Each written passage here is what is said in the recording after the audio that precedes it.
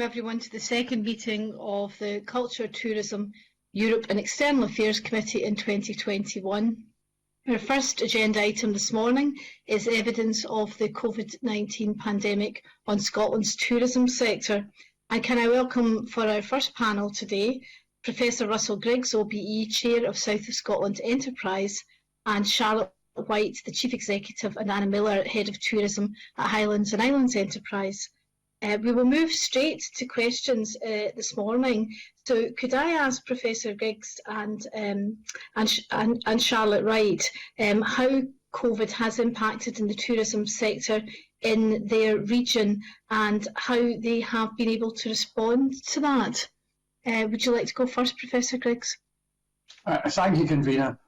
I guess the impact has been quite severe in the south of Scotland because we work on the principle that tourism is everyone's business in the south of Scotland. It's that important to us. It's worth over 520 million in terms of revenue and employs about 10% of the workforce. But more importantly, tourism businesses are important anchors in local areas and small communities in terms of securing them. So it's had a big impact. It's interesting, it's been, I would guess, for the tourism industry, a bit of a roller coaster over the period of last year. And during the summer, when they were allowed to start taking guests and our self-catering and caravan letters as well started to do it, they had a reasonable time and we were fairly full, but it's been up and down for them. And I think the continued uncertainty about when the doors will open, if I can put it that way, continues to concern them. In terms of what we've done for them, as you know, SOCI was launched on the 1st of April 2020 with the challenge to do things differently than had been done before in the south of Scotland. So this would be the first time we had spoken to our customers during COVID. So it's been a really interesting experience for us to talk to our customers about what their challenges are, how we can help them with those challenges. Ourselves, we've delivered 3 funds for the government, which are the PERF Fund, the Hardship Fund, and we're about to deliver the Wedding Fund. Partnership's been absolutely key in this, and we created Team South of Scotland on the day we started with the 2 local authorities. And the 3 of us working together has been really important to make sure that we're joined up and making sure that the industry is getting what it needs. In terms of the industry, we had worked in a couple of years before SOCI came to being through the South of Scotland Economic Partnership to bring all the tourism bodies in the South of Scotland together, and at the same time as we were formed, so the South of Scotland Destination Alliance was formed. We've given them just short of £3 million over 5 years, not just to support them in terms of staff, but real money every year to promote the South. And interestingly, we were about to launch the first ever TV campaign for the South of Scotland just before COVID came, and that's now sitting on the shelf waiting to launch when we can open our doors again. But our partnership with the SSDA is already showing benefit in that we've worked together to produce a video called Twinned with Tourism, which is to help the communities to get used to tourism again and tourists coming again and to welcome them within a COVID environment. And we're now starting to work with them for the future. And we've worked closely with the wedding industry. The South of Scotland does 18% of all the weddings in Scotland. So it's very important to us. So we work with them to give us our own credible voice and work with Scottish Government to provide a new dedicated fund for them. So in terms of impact, Convener, it's had a big impact, but it has been a bit of a roller coaster ride for a lot of our hotels and caravan parks and self-caterings and event centres from the beginning through the middle, where they got quite good through the middle. They could get customers back in again to the end of last year when it closed again. But still a lot of work to do, and there's still a lot of anxiety within the sector about what the future holds. Thank you very much. That's very interesting. Charlotte? Thanks very much, Convener. We have been tracking the economic impact of COVID across our region, and particularly since tourism is such an essential sector in the Highlands and Islands. So just to give you a flavour of some of the information behind that, we did a bit of work with EcosGen towards the end of last year. That illustrated that we could be looking at a GDP decline across our region of about 1.5 to 2.6 billion in 2020. So that equates to 11 to 19% hit on GDP for the region. And if you drill down further into that in terms of the hospitality sector, the hit there is around 40% of GDP. I guess there's a bit of a health warning there too, in that that was taken at the sort of autumn time last year, when we weren't really predicting the current lockdown as well. So actually the real impact could even be more significant.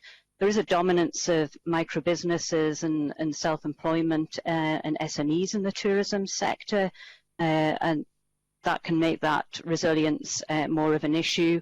In terms of visitor spend, that's about 1.5 billion across the region, estimating a decline in that of well over $500 million as well. And some sectors, as you know, have been completely lost, such as the cruise sector. Just looking briefly at unemployment, we are seeing that rising. Some areas really badly hit along the west coast, Argyll, Lochaber and Skye particularly. Argyll's rate at the moment at 6.5% is more than double what it was last year at that time. In Lochaber, Skye, Wester Ross, the rate 5.3 is actually almost 3 times the equivalent date in 2020. Places like Ullapool, Portree, Broadford, really badly hit in terms of that unemployment growth. We also track through a business panel that we have of about 1,000 businesses which are representative of business across the Highlands and Islands, how they feel about things and what's actually going on for them. Around 80% of tourism businesses reporting that they're operating way below pre-COVID levels. That compares to about 50% impact on businesses overall. So you do see the pattern there that the impacts of COVID are severe, but for the tourism sector they are even more severe. And some parts of our region didn't reopen tourism when that was possible during the summer, and actually the Northern Isles, Orkney and Shetland particularly badly hit with that. I just also wanted to mention a key concern around EU and migrant workers for the Highlands and Islands. They've been such an important part of our workforce, played a really important role, really beneficial to the sector, and actually really important in terms of positive impacts in a region that has been losing population. Really rely on those workers, and although this is anecdotal at the moment, and you may have heard this from other witnesses previously, we are hearing that migrant workers are moving away, which will pose a challenge to getting the tourism sector restarted. And just very quickly, just a couple of things in relation to transport as well. Highlands and Islands Airports Limited have seen passenger numbers down almost 80%. In Inverness, the biggest airport, that's over 90%. Ferries have continued to be a challenge, and the latest information that we've heard on ferries actually affecting Shetland is that the Northlink ferries are not accepting group bookings. So overall, just to show, we've been tracking this really very carefully, and you can see from that flavour of that information that there is really quite a severe impact for the Highlands and Islands. There's a region that does depend very heavily on tourism. Thanks very much, and certainly your experience of the impact reflects what the stakeholders in the sector told us last week at our evidence session. One of the things that came out in that evidence session was the complexity of some of the funds that have been announced and the difficulties of local authorities in basically handling the volume of work, and that's something that's been reflected in our submission from COSLA this week. Professor Griggs, I'm not sure if that's your experience. You talked about working positively with the local authority. Can you maybe reflect on whether you think that can be improved, and whether you think you have a role going forward in delivering more funds? And also, if I could ask you both about the statement on the 21st of December from the government, where they talked about how Visit Scotland and the enterprise agencies should work to develop a 5-year costed recovery plan and investment plan for tourism, and if you could reflect on any input you expect to have and whether you've begun work on that. If I could Start with Professor Griggs. Yeah, I think with the local authorities, I think there's been two things. I think one, if the funds are dependent on rateable value, then it's no doubt that they're the best people to deliver it, because they've got all the information on who has what. As I said, we started a team south of Scotland, and we still meet with our two local authorities weekly to discuss where we are. Have they had challenges? Yes, they have. I think we've all had challenges just due to the volume of the work, the things we've got to do, trying to keep our customers stable and in business in a lot of cases. But have we spotted anything that was untoward? I'm not sure is the answer, Convener. I think we've not had, to so say, many complaints about the local authorities not doing what they do well. I think they've struggled with some of the funds like the self-employed one, where they find it very difficult to get people to apply. But in terms of them telling us that they're all finding this very difficult, and we've not had that signal. But I think it's because we've been sharing information with them. So we've been telling them which companies we've helped. They've been telling us which companies they've helped. So it's been very much a dialogue. And it was one of the things we wanted to do at the beginning, to make sure that the south of Scotland was locked together and that all the people involved in economic development. And that's why we've already started working with SSDA on a recovery plan for the future of tourism, and with Visit Scotland. And I mean, some of the things that are coming out of that going forward are not just to do with keeping businesses financially stable, but if we are wanting to grow our tourism sector in the future, then we need to start looking at much more strongly now how we get more EV points across the south of Scotland, so we can start to see the benefit if we really are going to go carbon neutral, which we want, and get our targets as sooner than we can. Then we have to start looking at how we can get more EV points in. Tourism is a great bringer in of other people. So if we can start to bring people in and encourage them to come in their electric cars, etc., that would be really good. And interesting, the other one is to do with shop local, which you might find strange in a tourism discussion, but it's all about making sure that the hospitality sector uses its local supply chain so that they're buying their food, etc., locally. And that, again, has some of the challenges, but we're already not just talking about the sustainability of the businesses today, and I think we've got a reasonably good handle on where most of our businesses are, but the important thing is now about the bigger picture of what we need to do in the future over the next 5 years to rebuild tourism in the south, and how that impacts on some of the other targets we all have around climate change, and making it a much more dynamic community. And as you know, south of Scotland is one of the pilots for community wealth building in Scotland, to see how we can get more things bought locally by everybody, not just people in the south, in the public sector, and that's giving us an interesting drive as we go forward, could be. Thank you very much. Charlotte Wright. Thanks, Convener. There were a few elements to your question, so I'll try and say something on each point. I mean, I'd echo Russell's comments about the roles of the local authorities who've done an amazing job. We work very closely with the local authorities in the Highlands and Islands. Our agency is dispersed across the Highlands and Islands, so we have a team in each local authority area who meet very regularly with each of the councils, as do I and the chair of HIE as well. The collaboration is really important. We are working together across each of the local authorities on specific recovery plans for each local authority area. A good example of something specific that we've done with Highland Council, who did an excellent piece of work in reviewing publicly provided tourism infrastructure in the council area. And that was one of the areas that was under a stress and strain in the summer this year, and actually previously. And looking at that jointly allows us to look at areas for investment for the future, and how we bring together funds to support that. So the regional tourism infrastructure through local authorities, where they're dispersing Crown Estates money. We developed a fund for our communities who are very keen to take ownership and control of some aspects of community infrastructure, like parking and camper van facilities.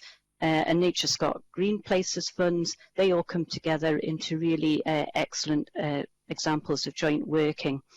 I think you asked about the 5-year plan and working with Visit Scotland and the agencies, and absolutely we would want to be a core part of that and have been part of the STIRG discussions. I think it is important that ensures that it brings industry voice to that in the next stages as well, and that they have a key lead role. I think there's something in your question also about feedback in terms of simplification of funds, and I can totally understand that from the business perspective, as in reacting to the crisis, a number of specific and bespoke funds have been developed to deal with each situation or core group. And perhaps sometimes that makes things actually more complex. So I think we have to learn from what we've done to date and take an opportunity to review that, so that when we're building our response to continuing resilience, as I do think that is going to continue for some time, but creating the pathway to recovery, that we make that as easy and accessible as possible. And I think finally there was a question there about, do we see it as our role to do more? Well, we are the Economic Development Agency for the Highlands and Islands, so supporting our economy and supporting the key sector in our economy is absolutely what we need to do. Okay, thank you very much. I think that's a very comprehensive introduction to where we find ourselves now, and also looking to the future. I'll now bring in Claire Baker, the Deputy Convener. Thank you, Convener. Charlotte Wright described the work they were doing in terms of tracking the economic impact of the pandemic. Has that led you to be able to estimate whether the current levels of support are adequate, or can you see that is there a gap in the finances? The evidence we had last week from the Scottish Tourism Alliance did reckon, everybody welcomes the funds that come from both governments, but there are concerns that there are increasingly gaps in the sector and that the support isn't enough.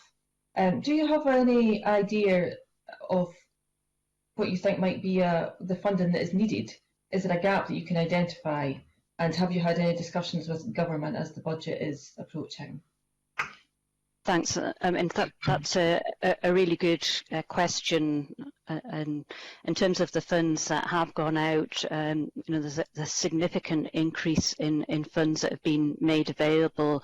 In the Perth funds alone were 20 million in the Highlands and Islands. So significant additional funding has been made available.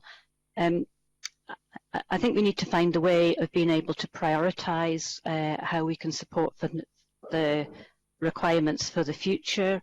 I did listen back to the session you referred to, and I think all of the witnesses there found it difficult to actually say what the number is, and perhaps that's the part of work in the 5-year plan as the next stage of developing the response that we need to do. We are discussing with Scottish Government budgets for 21-22 and have, as part of our assessment of requirements, clearly flagged up the need for us to continue to increase our support into tourism.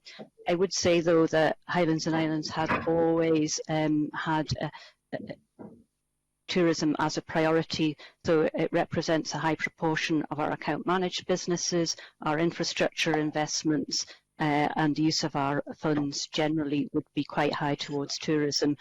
It's getting the balance right there between protecting jobs in those most affected sectors and making sure that we're spotting opportunities for development and investment for the future.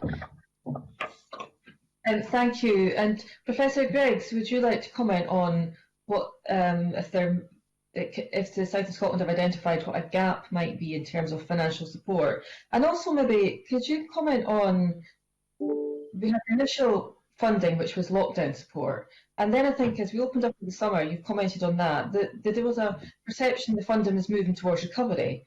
We're now back in a situation that is more severe, and we're in a lockdown situation. Has the funding been flexible enough to respond to the changing circumstances that businesses have faced? Yes, I'll take the answer to the question in 3 bits. I think one of the things we do, we knew at the beginning that it was never going to be 100% right. So we created our own fund. So the South of Scotland Enterprise has its own crisis fund that we've been using for the last 12 months and we'll carry it on into next year. And as I said, we've been speaking and trying to get to know each of our businesses quite intimately so we can start to understand where the challenges they are and at what time into the future they're going to. So we've been giving money, and I think we all worry about the big chunks of money, but some of the small chunks of money, we gave £11,000 last week to a charity in Muffet to develop the land round about the buildings they own. And that, where that impacts on tourism, that will mean they're now thinking about when people are allowed to come out and they come to Muffet, what do they want to show them? So we're trying to paint a picture of all our businesses and then look at how we can support that, either ourselves or talking to the government about specific funds. And I think the wedding industry fund's a good example of where government has listened to a cry from a specific industry, the wedding sector, which is specifically important to us in the South, and they've come in. The second bit, I think, is looking at individual projects which will help tourism to recover more quickly and to have in place some of the things they need to do when they open. So we're talking to businesses about how they can up their web presence, how they, with Visit Scotland, look at what they need to do in terms of advertising. And thirdly, there's been a perennial problem in the South of Scotland to do with the valuation of buildings, which they will have in the high, which makes it more difficult for our hotels, for example, to upgrade because they don't have the collateral in the business. And since they've had to borrow money within COVID to get them through the crisis, their ability to borrow for the future has got less. We're looking at how we might help that as well. In terms of what the number is, it's very difficult to say because it really, in a lot of cases, is business by business. And a lot of businesses have borrowed and have never borrowed before, so we have to look at what their balance sheets look like going forward. So I'm not trying to evade the question. I think it's almost impossible to give a proper answer. And we are trying to fill the gaps, a lot of them ourselves, because we can identify quite clearly in our communities what are the anchor businesses we need to keep and what are the ones we need to work through. So we've been working with a lot of hotel businesses outside of the government funds with our own fund to try and help them, if that answers your question. That's helpful, thank you. And the second question is about employment. Charlotte Wright talked about the impact of employment on the Highlands and Islands, and she also mentioned EU and migrant workers. I don't know if Charlotte wants to expand a bit on that answer, and if Professor Griggs would like to also talk about the impact of employment. I suppose, and do you think the funds that have been available have been sufficiently focused on job retention? Has there been enough support going into that area and concentration on that? Thanks. Happy to come in there, Deputy Convener. Yes, so as noted, we've been tracking the unemployment because clearly tourism is one of the largest employment sectors in the Highlands and Islands. So when assessing where we're giving grants, we are particularly looking at what businesses are telling us that will do for creating employment. And not only the employment in the business itself, but often that can have a catalytic effect on the surrounding area. I mean, support we gave to the Sligachan Hotel and the Isle of Skye, an iconic location next to the Coolins, a bit of a destination in itself. The support that they gave them enabled them to reopen for the summer, but because that was the destination itself, it had a catalytic effect for other businesses being able to open around them. So retaining the employment is a key part of it, but yes, you're quite right, because the challenge there, and actually I do reiterate our concerns around our ability to fully restart the tourism sector, because the employment market, the labour market, was always tight in the Highlands and Islands.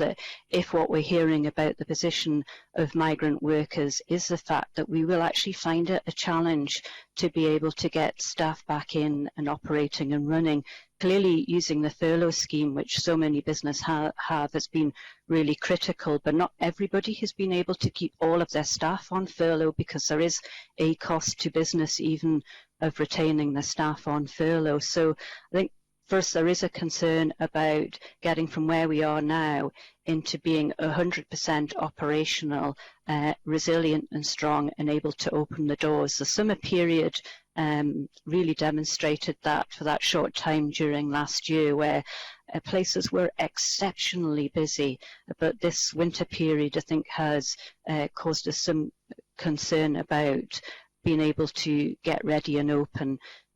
The question about when that's going to be is something that businesses are really concerned about too. Clearly the pathway to that is around the vaccination timeline, but I know there is a clear aspiration for that to be late spring. Any later than that, and it does cause severe difficulties for cash flow again into next year. Thank you, Professor Greswood. Yeah, I think I can comment. I think the furlough scheme has been good. I think our businesses that should have used it have used it. And one of the things we've been doing is working with each of our businesses as we can to make sure that they have accessed each of the funds. So going back to the question you asked before about the complexity, what we've tried to do is help each business to look at all the funds available, and also talk to the bank, and we'll be working closely with the bank to see how much they can get from them as well, so that we can maximise what they get. In terms of unemployment, yes, that furlough hasn't taken up everything, and Charlotte's right. We do have people that will be made sadly redundant. But what we're trying to do, as well as trying to get the tourism sector up, is look at other areas of the economy around climate change and around zero carbon. And the EV one's a really good example. Whereas if we are going to get EV points in all the hotels and forestry centres across the south of Scotland, we're going to need people to put them in. And there is only one qualified EV contractor in the south of Scotland at the moment. So one of the things we're looking to is the different types of people we're going to need to employ in the south of Scotland over the next 5 to 10 years to help the tourism sector to get back up and running, and indeed to help other sectors up and running, which we hope will alleviate some of those who won't come back from this crisis, and therefore there will be people looking for jobs in different sectors. Thank you, Convener. Thank you. Beatrice Wishart. Thank you, Convener. I wonder if I could first of all address my first question to Charlotte Wright, please. You mentioned that the Northern Isles have been particularly badly hit through this pandemic. Obviously, we've lost the cruise industry, which is a vital part of Shetland's tourism industry, and Orkney's as well. And you also referenced the impact of Northlink deciding to cancel group tours for 2021. I just wondered what if you could expand further on that, and what HIE has done in that regard. Yeah, thank you. So in relation to Shetland, as you know, and I spent a bit of time speaking to businesses in Shetland who I think felt that they were really experiencing what I often heard termed the double whammy, because of the downturn in oil and gas, as well as the impact of tourism numbers really having a severe impact for them particularly. Obviously there were some specific challenges that happened in Shetland again that you'll be aware of. You know, the fire at Moorfield, it's pretty devastating. Scalloway Hotel not reopening, so the picture was pretty dire. I must have felt really grim for people on the island. I know from speaking to businesses that they felt that the ability for the sort of opportunistic tourism that maybe came up during the reopening at the summer were much harder for the Northern Isles. There is potentially that additional cost of getting to both Orkney and Shetland, but Shetland in particular, that just made that as a likely outcome really more difficult. So we have a team in Shetland, and they've been working very, very closely with all of the businesses and local authorities, and we've provided support to a whole range of businesses there. Looking ahead to the cruise sector market is challenging. As you know, there's some potentially planned for later in 21. I think we'll all have to wait and see as to whether that will re-emerge. And most bookings seem to be into 22 or even 23 before that's really going to strongly re-emerge. The key thing that we as the Economic Development Agency are doing is looking at all parts of the economy, so that the potential for work around green energy, for example, and developing the economy more widely is critical too, so that we're replacing jobs overall across the economy. But the key there is about the partnership, understanding the specifics for the local economy and being able to respond to that. I thank you for that. My second question is to both Professor Griggs and Charlotte Wright. I'm interested in the lessons learned by enterprise agencies since the pandemic started. So can you comment on what agencies are doing differently now compared to what they were doing this time last year, and how that will be reflected in the 5-year plan? Well, ours is I can answer quite easily because we only started on the 1st of April 2020. So we're only 1 year into our life. So what we're doing differently now, I don't think is anything different than we did at the beginning, because we started on day one to say that we wanted to speak to our customers and listen to our customers. We've got a very different way of doing it than perhaps others have done in the past, in that we want to speak to anybody who has an issue and deal with them individually and talk to them through that. So that, we think, has held us in good stead over the last year, and that in the first 3 months, when a bit of chaos reigned and businesses were very concerned about their own future, the ability of having somebody to speak to on the end of the telephone that could talk through what their challenges was really important to them.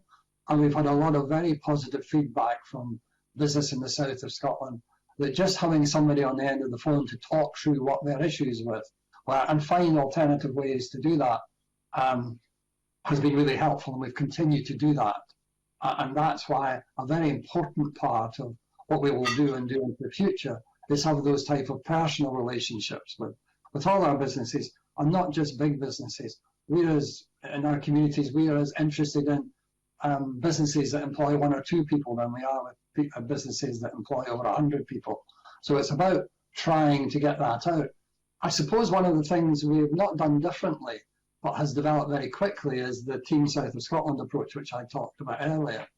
And as we've moved forward, that's allowed us to create a very good, strong regional economic partnership. We've put in place the Convention of the South of Scotland. So we're now much more, all the bodies in the South of Scotland joined up and looking towards the future. And that's helping us in all sorts of ways with inward invested companies and others who see a very joined up face of the South of Scotland, if I could put it that way, with the 2 local authorities, etc. And in terms of the ferries, while we don't have the same issues, as you know, and because of Brexit, Dumfries and Galloway has now become a port authority, because it runs now the Cairn Ryan and Stranraer way into Ireland, and they are looking at whether that should be part of the Freeport that has been talked about by UK government, etc. So in terms of we're doing things differently, we're not doing things differently than when we started, but we aim to start in a slightly different way, if that answers your question. Thank you.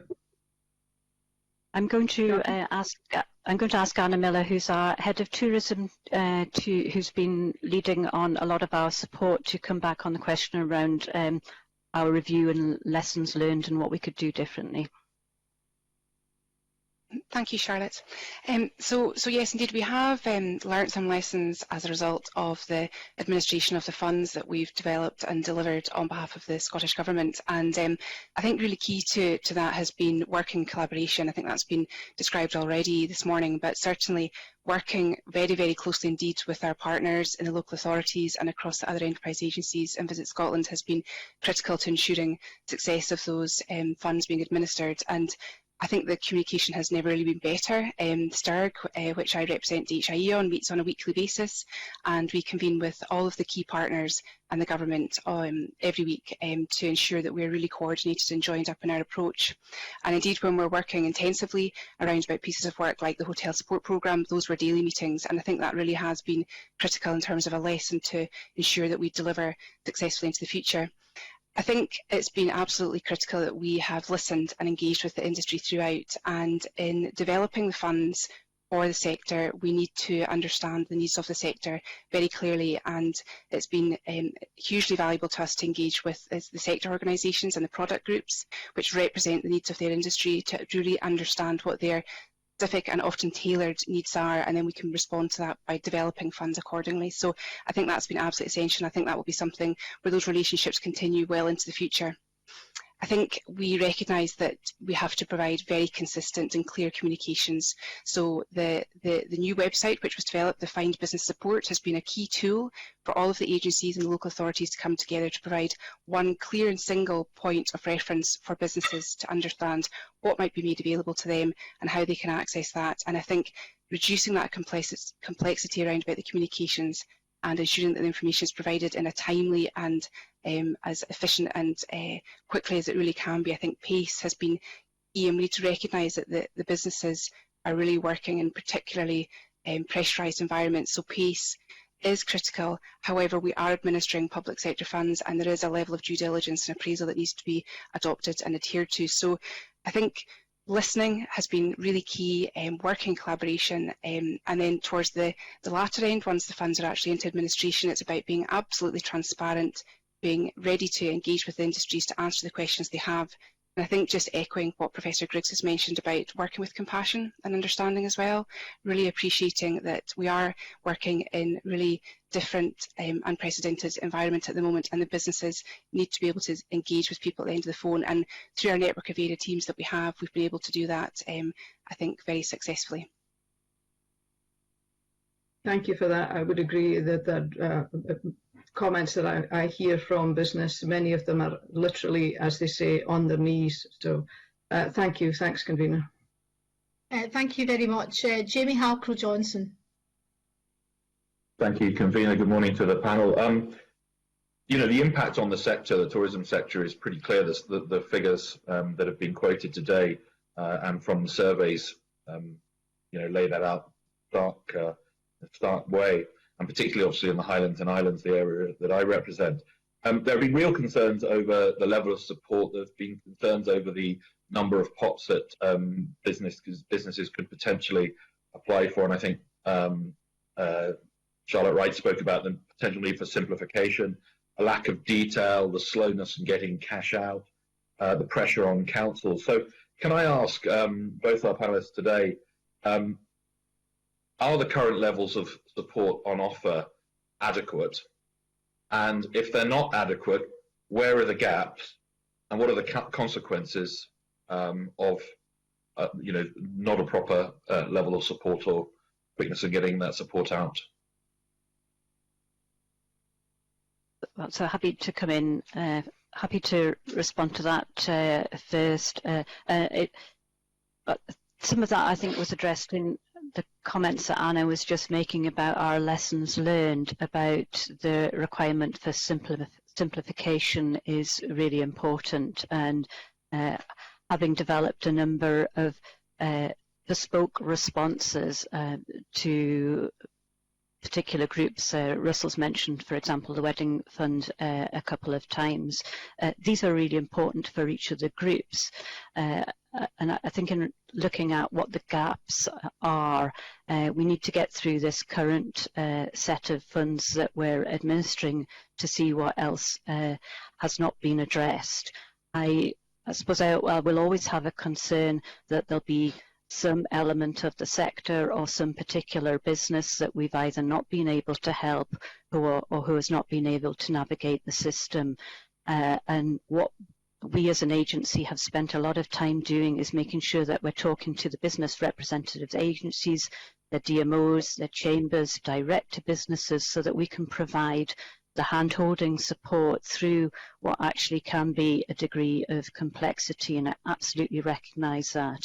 And I do agree, you know, if you are a tourism or any other business who is facing the terrible difficulties every day, that nothing that we can do, I think, is going to be sufficiently fast or of sufficient value.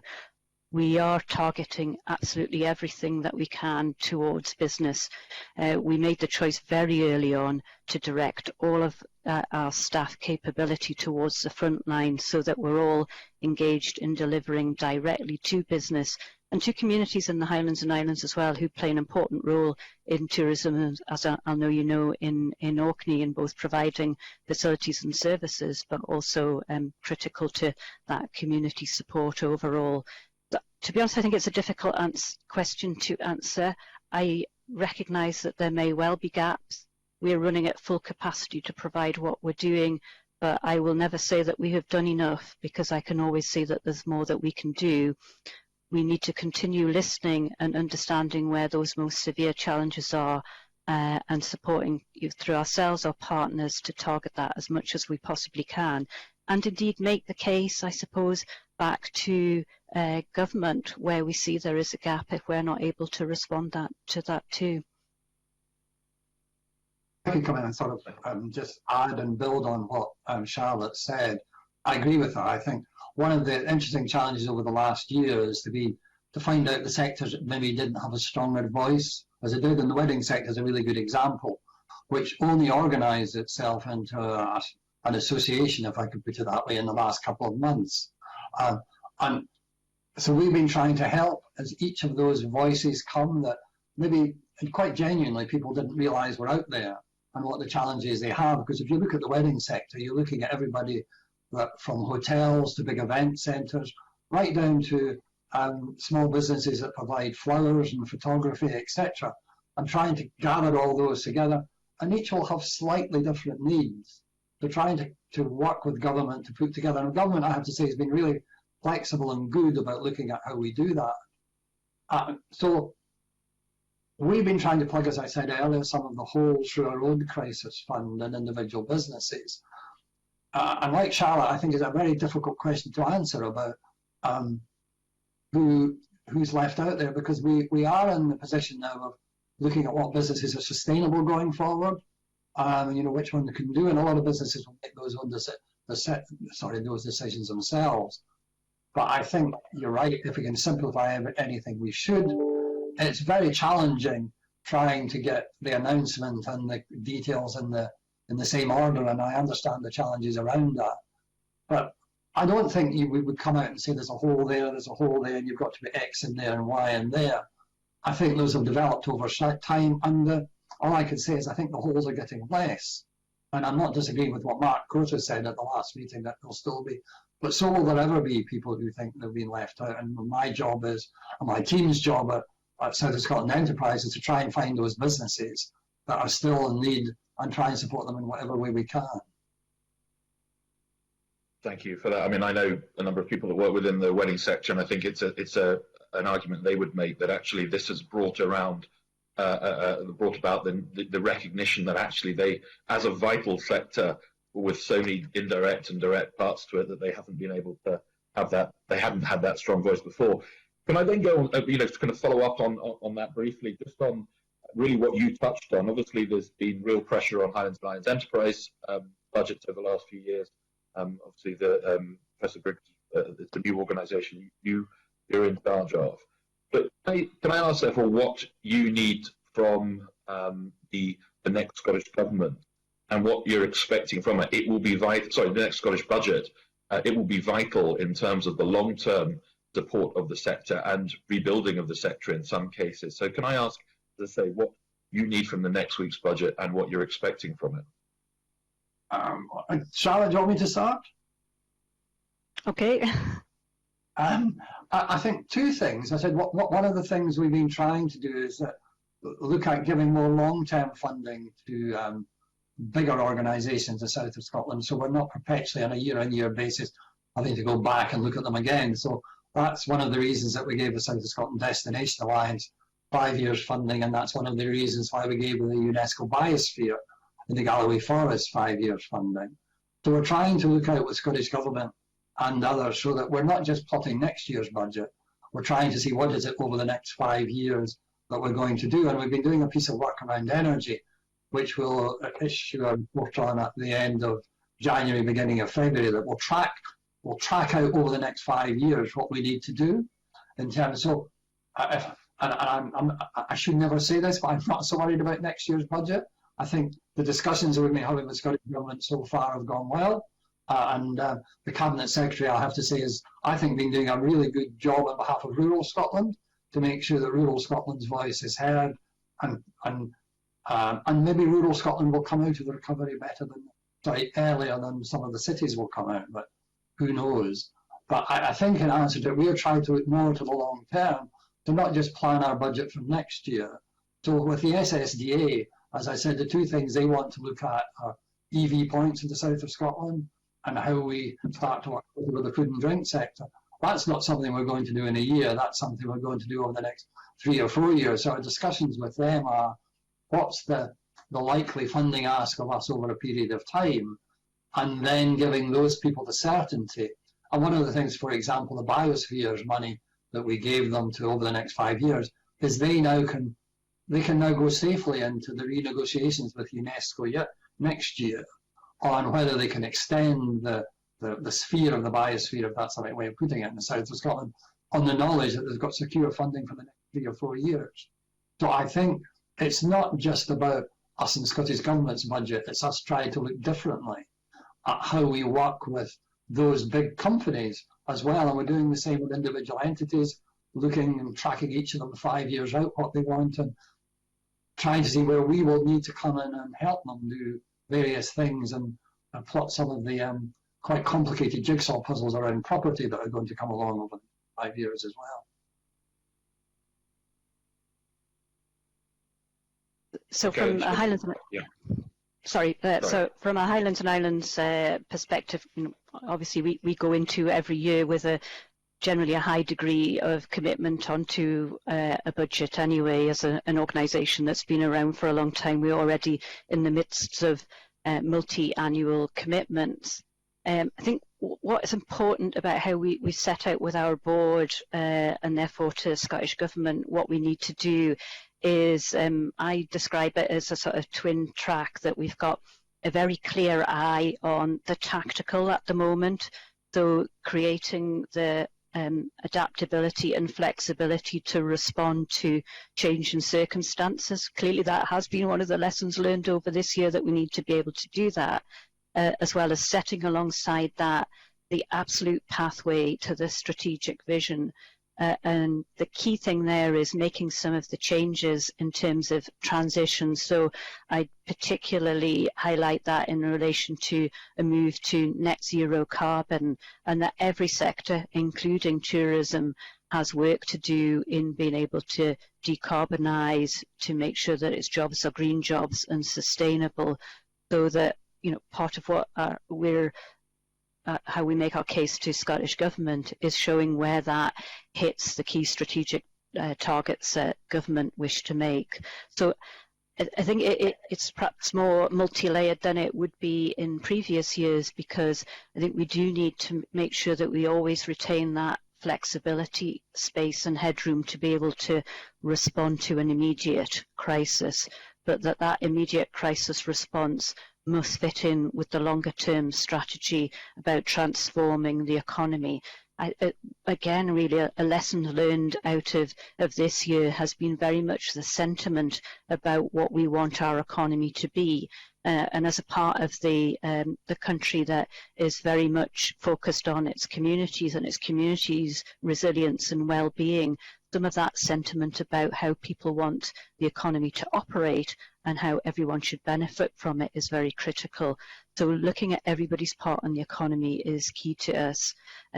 We also have an emphasis on fair work. I know that's something that you've discussed previously in relation to tourism. So many of the support mechanisms that we will put into this sector, along with all the others, are some of those wraparound support, such as supporting innovation in tourism, developing new markets, new products and new routes to those markets, about leadership and management capability and capacity within the sector itself. I think we see that there's a really important job to be done for our young people, so creating graduate and training opportunities within the sector. Sorry, can I just ask a question? I mean, this also is about budgets. Obviously, you will, to deliver on this, you will need to see, we'd hope, investment in the Highlands and Islands budget, which has been under pressure. So is that what you're expecting, that there would be, that we'll see an uplift rather than ongoing pressure on your budgets going forward? Well, clearly I would absolutely hope that, and that we develop a number of scenarios that we put to Scottish Government about what we would be able to do with various levels of funding, both in our capital and our resource or revenue budget, and we need to have availability to do both of those. It's probably worth just highlighting as well that we are also in the unique position of being both the owner and operator at Cairngorm Mountain, so that we have a specific tourism responsibility ourselves there to deliver to you as well. Thank you, Convener. Thank you to the panel for those answers. Okay, thank you very much. And Stuart Stevenson's next. And can I ask for questions and answers to be as succinct as possible so that we can get all members' questions in? Thank you very much. Thank you, Convener. I want to just raise the subject we haven't heard about very much, that is part of what adds colour and attraction for tourists right across Scotland, but particularly in rural areas, and that is essentially community events. And some events are very big events, like the Portslade Boat Festival in my constituency, which attracts tens of thousands of people, farming shows like the Turf Show, and of course right across Scotland, and games would be an example in the south, the Wigton Book Festival, etc., etc. Now, Professor Griggs, you talked about supporting charities, and Charlotte in Highlands and Islands, you talked about the catalytic effect. To what extent is the community activity, largely volunteer, often totally volunteer, something that we should be supporting to make sure that we have that richness of offering? The answer might be shorter than my question. Professor Griggs. I think, as I said right back at the beginning, tourism is very important because of the anchor organisations that are in communities. So if you take Kelso, one of the anchor organisations is the racecourse. So we have worked with the racecourse, and through PERF and through ourselves, we put money into the racecourse, because if that went away, then there would be that part of Kelso. And similarly, in terms of agricultural show, those that run the border shows in the border showground, we work closely with and put in money to them. So they are, in rural areas, that are a very important part of what we do. So we treat them like any other business. We look at what their impact on the community is, and it doesn't matter whether they're run by volunteers or professional business people. If the business is a key part of that community, then we will work with them to support them. And indeed, if you look at the other way, in terms of community asset transfer, as you know, this year, we put money in alongside the Land Trust to help the community at Langham by a big chunk of Langham Moor. And again, that just goes back to say what we're looking for. What are the key businesses? And a business isn't just a thing with limited at the end of it. As you know, it's about something that has a real impact. And we will support. So through PERF and the other funds, we supported a range of those type of businesses that you said across the south of Scotland, and we'll continue to do so. Charlotte from Highlands and Islands, maybe I missed the fiche off my list of important events. How are we going to support volunteers and these organisations that, as Professor Griggs said, don't have limited at the end, but are part of the rich tapestry that attracts people in? Yeah, thank you. I'm going to pass to Anna, but just to endorse that working with communities and social enterprises is absolutely fundamental to what we do in Hive. Anna can give you a flavour of some of the things that we've done this year with communities. Okay, thank you. So I think it's just worth highlighting that actually in terms of the projects and the clients that Hive supports in tourism, as much as 40% of what we do in tourism is actually with communities and social enterprises. So we see it as absolutely fundamental to the rich makeup of what is tourism in the Highlands and Islands, and that goes beyond businesses, absolutely into what you've described in terms of communities and volunteers. And I think some of that is about financial support, but often it's actually about building the capacity and the skills and leadership within these very willing and very capable volunteers who are giving up their time to help support their community develop. And often that is about taking forward opportunities that tourism presents to those communities. So along with the South of Scotland Enterprise Agency, we established a programme which is now successfully running, and it's called Communities Leading in Sustainable Tourism. And what we identified was that there was a real opportunity to work with individual leaders from communities across the Highlands and Islands and in the south of Scotland to really work with them to share global best practice, to develop their leadership skills, and really prepare them in the best way possible to take forward some of those opportunities that tourism presents to their communities. So that's just one example of where we have been very much targeting exactly what you've described in terms of that important component of the sector and working with them quite intensively. I think there's another secondary part which really is fundamental to how communities can engage in the sector, and it's around about the provision of infrastructure. Now, Charlotte touched on the new support that was made available in September of last year, and it's to invest in community-led, very distinctly community-led infrastructure for tourism. And to date, over the period of time since autumn, we've invested 1.6 million in community-led infrastructure projects, and that will be before the end of this financial year. And there's 54 projects in total now being supported across our region, and it ranges from things like provision of car parking, camp van wastage, right through to ownership of assets and how those assets can be redeveloped to support the community sector and the tourism sector. So those are just two examples of how we've been working very much so with communities as part of the tourism. Thank you, Convener. Thank you very much. Ross Greer. Thank you, Convener. I'd be interested in hearing from both organisations on your strategy for sustainable tourism going forward as we recover. And I don't mean that in an environmental sense, which I suppose most people would expect me to be asking it in, but in terms of over-tourism. I'm coming at this as a West of Scotland MSP, so I'm familiar with issues of over-tourism around Loch Lomond in particular, but it's obviously an issue in other areas around some of the North Coast 500, for example. How are you working with communities to make sure that we can rebuild a thriving tourism sector, but one that avoids the kind of the issues, the pinch points that we saw up until the pandemic began? Charlotte, want to kick off? Yeah, go ahead.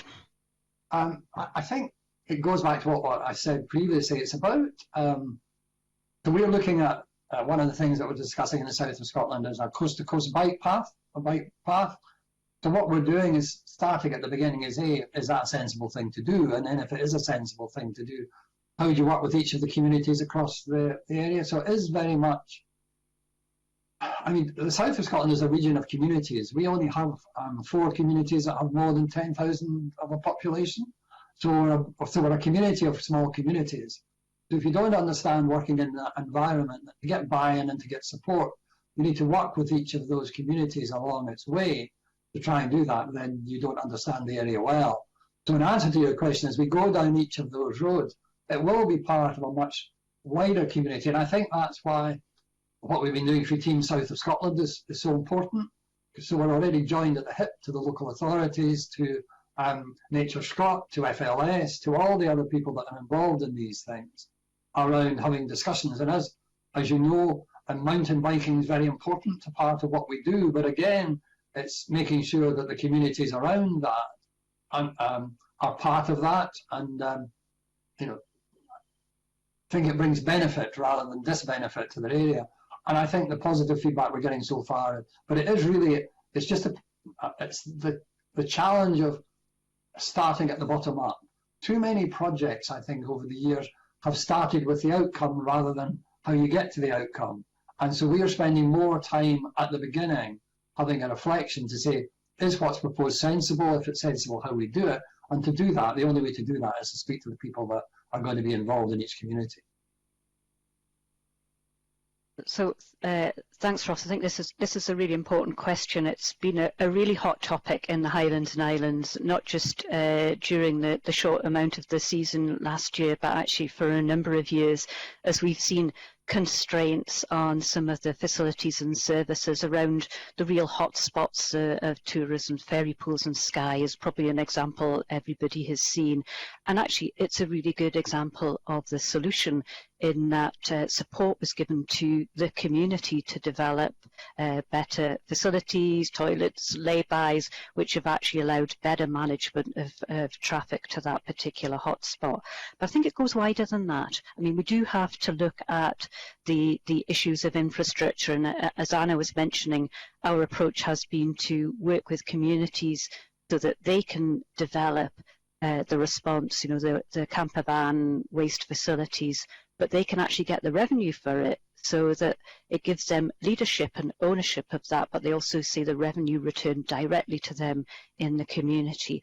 But there is also something about the approach on marketing, because so many people flock to, you know, 3 or 4 hotspots, and actually the Highlands and Islands and Scotland, it's a pretty big place, and there are lots of really great tourism destinations out there that are crying out for their tourism numbers to develop. So in the Highlands and Islands, actually, the Murray area is really ripe for further development. We've got fantastic distilleries, you have some brilliant hotels, and we're starting to see investment there. But compared to some parts of our region, we're not seeing the kind of traffic there. So I think we do have a responsibility working with agencies like Visit Scotland to look at getting, I guess, a fairer spread of that tourism, so that we manage the visitors away from some of the really tight constrained spots, as well as making sure that we deal with some of the basics with our partners that make those some of those dreadful pictures that many of you have seen on social media a thing of the past, because that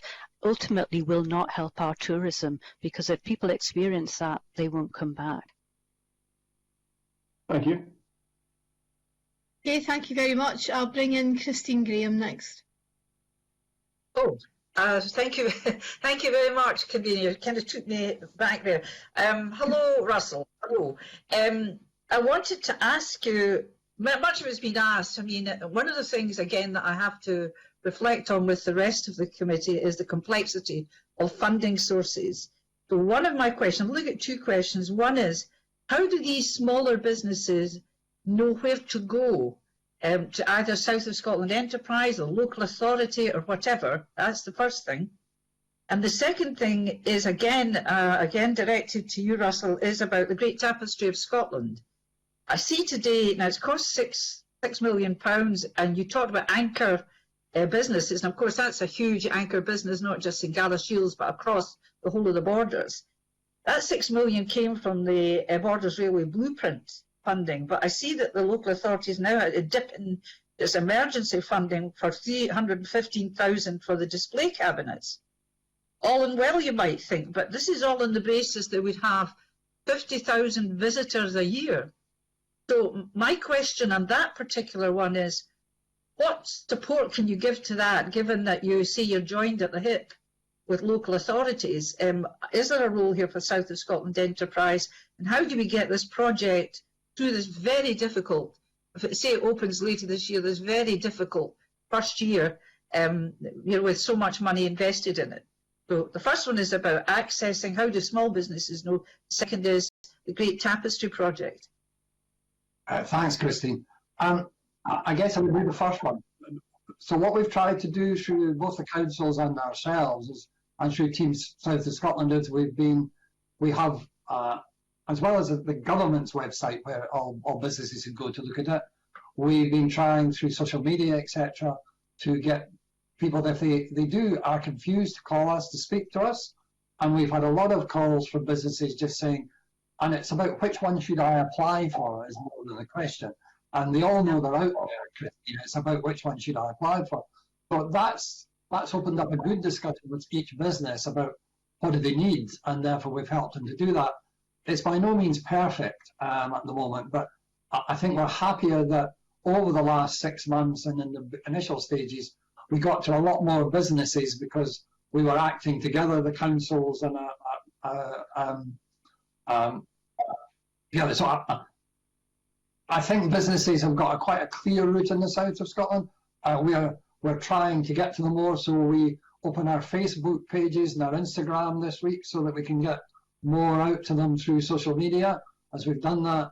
So I think it's just a case of keeping the comms going as quickly as we can. But in the end, there's nothing like having a conversation with a business and trying to direct them, because a lot of them may be looking for the wrong thing, Christine, etc. Yes. Now, and the rest of the committee will know that Christine and I have talked about the tapestry of Scotland now for a goodly period of time. Interesting enough, Rob Dixon and I were talking about it last week, Christine. So we are joined up, and you know Mike Gray and his team have been looking at that as well. So we're trying to see what we can come together to do that, and within the vagaries of Channel Street, see what we can do to help as well. So we are joined up, we know the issues. So people in my team will be involved in those discussions, and nobody wants the tapestry to be anything other than a raging success. So we'll all work together to try and do that. What you've not mentioned is money, though, Russell. I want to hear the chink. Oh no, money is involved in that, Christine. But Did you tell me how much? No, I can't yet, because we're still discussing what Mike wants, what others want, etc. Okay. So there's all different bits of it.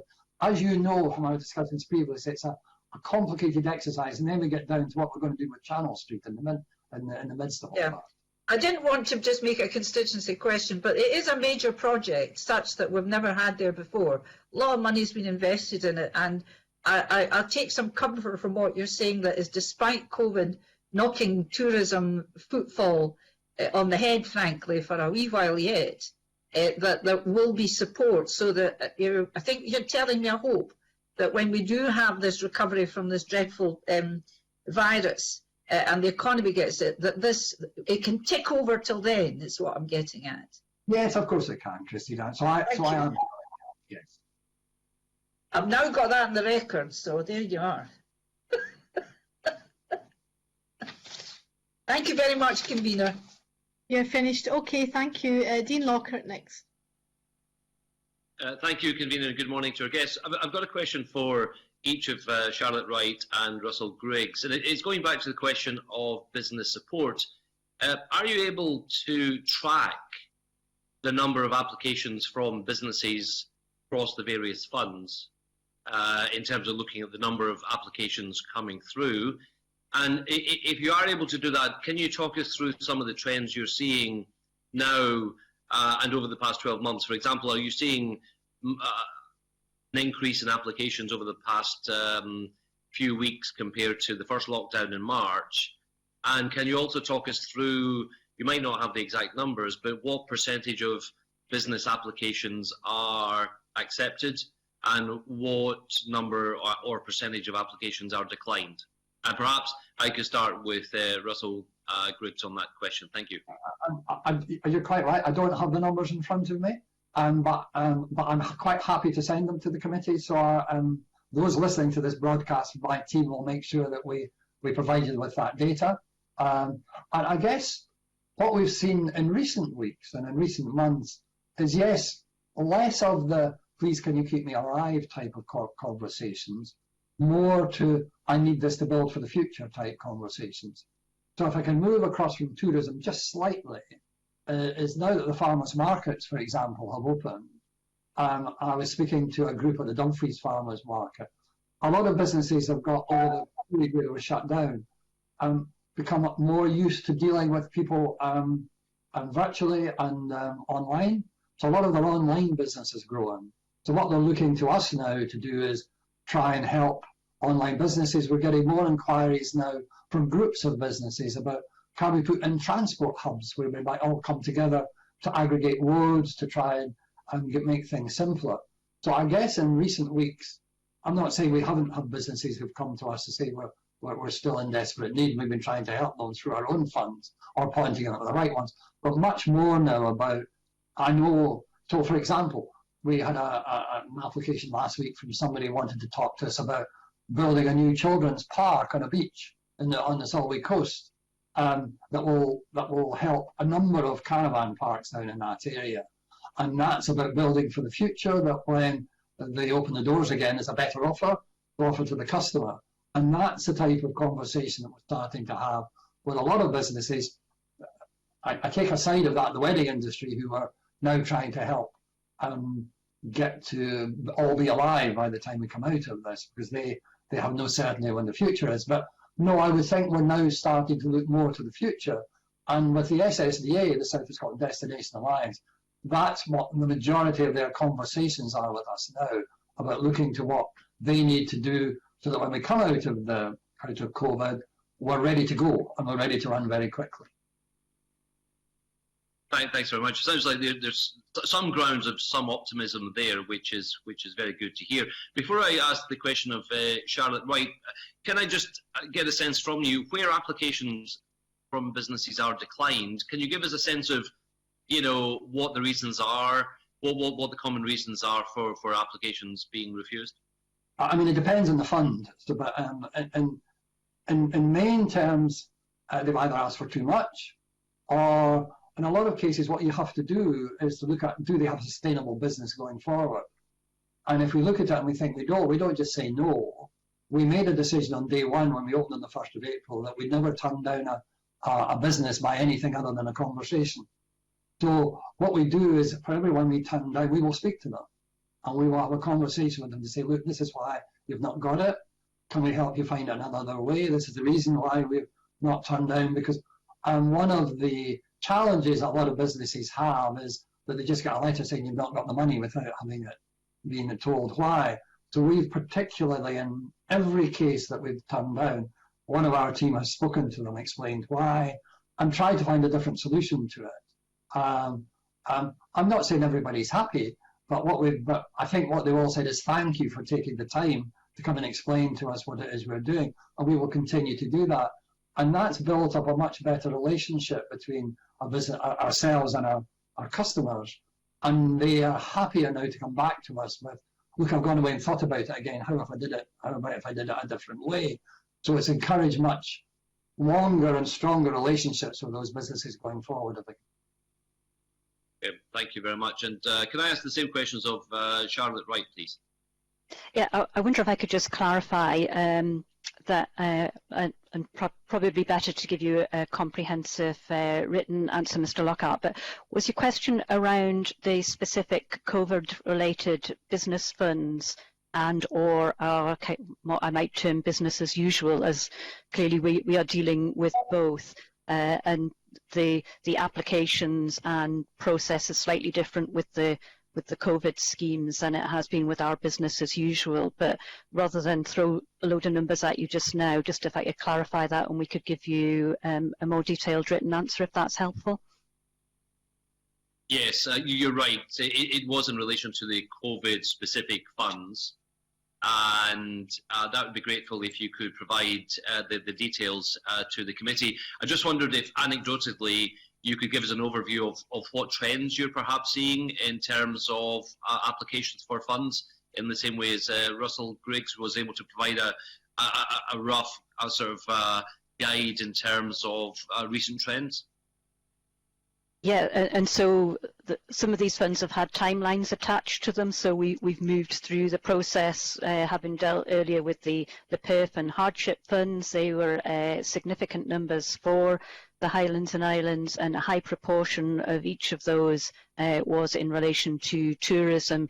So PERF alone was 20 million for the Highlands and Islands, and around half of those were to tourism businesses.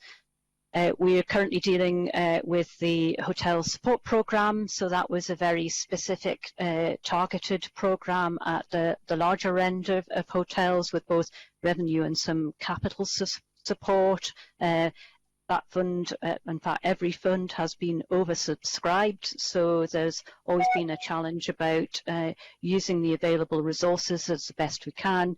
I would agree with Russell's comments about what some of the challenges may have been in terms of either eligibility, viability, those types of things, and absolutely the important part of dealing with declining any that weren't eligible for the fund we then often would take that into, let's call that our core business, and try and find a solution for that particular, if it was some oddity that didn't fit a particular scheme, that we were able to provide support through our other means. And we certainly do have a number of examples of those. So the trends, I suppose, especially in relation to tourism, was during the summer period when businesses were operational. That was clearly their absolute focus. Now that we've come around to where we are now, the concern is about issues such as working capital and whether we've got a spring and summer season coming. So yeah, there's definitely been peaks and troughs in that, and also just reflects the journey that we've been on with the pandemic overall. But certainly happy to come back with the detail that we do have in terms of absolute numbers on that overall.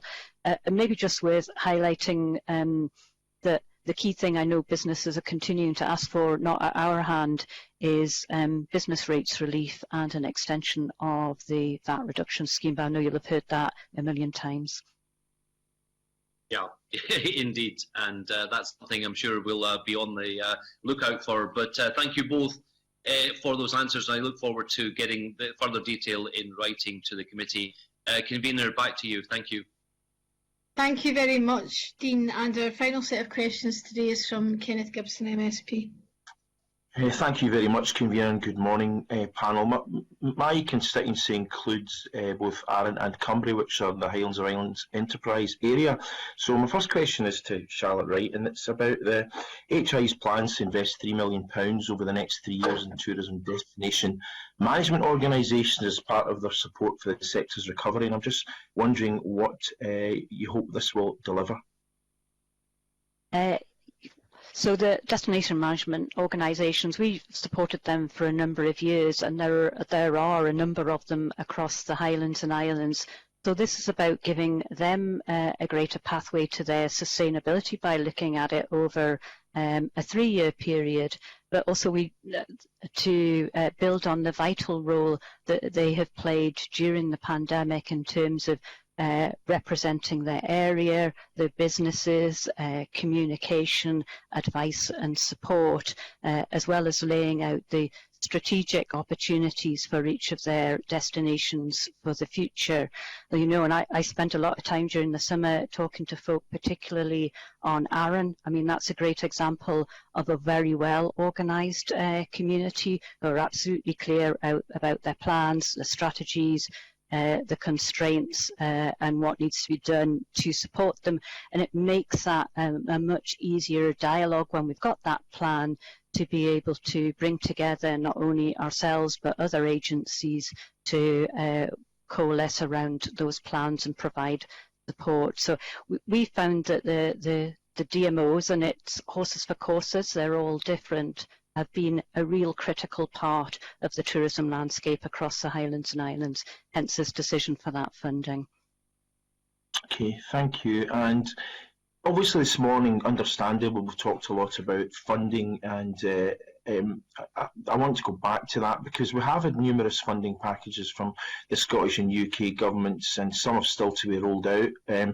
Over everything from furlough and VAT reduction to the Pivotal Enterprise Resilience Fund and the Hotel Recovery Fund. And of course, Dean Lockhart, when he was speaking, we touched on rates relief. So resources are always going to be limited. So which of these packages have been the most effective in delivering help for business and saving and retaining jobs, and in fact give the most bang for your buck?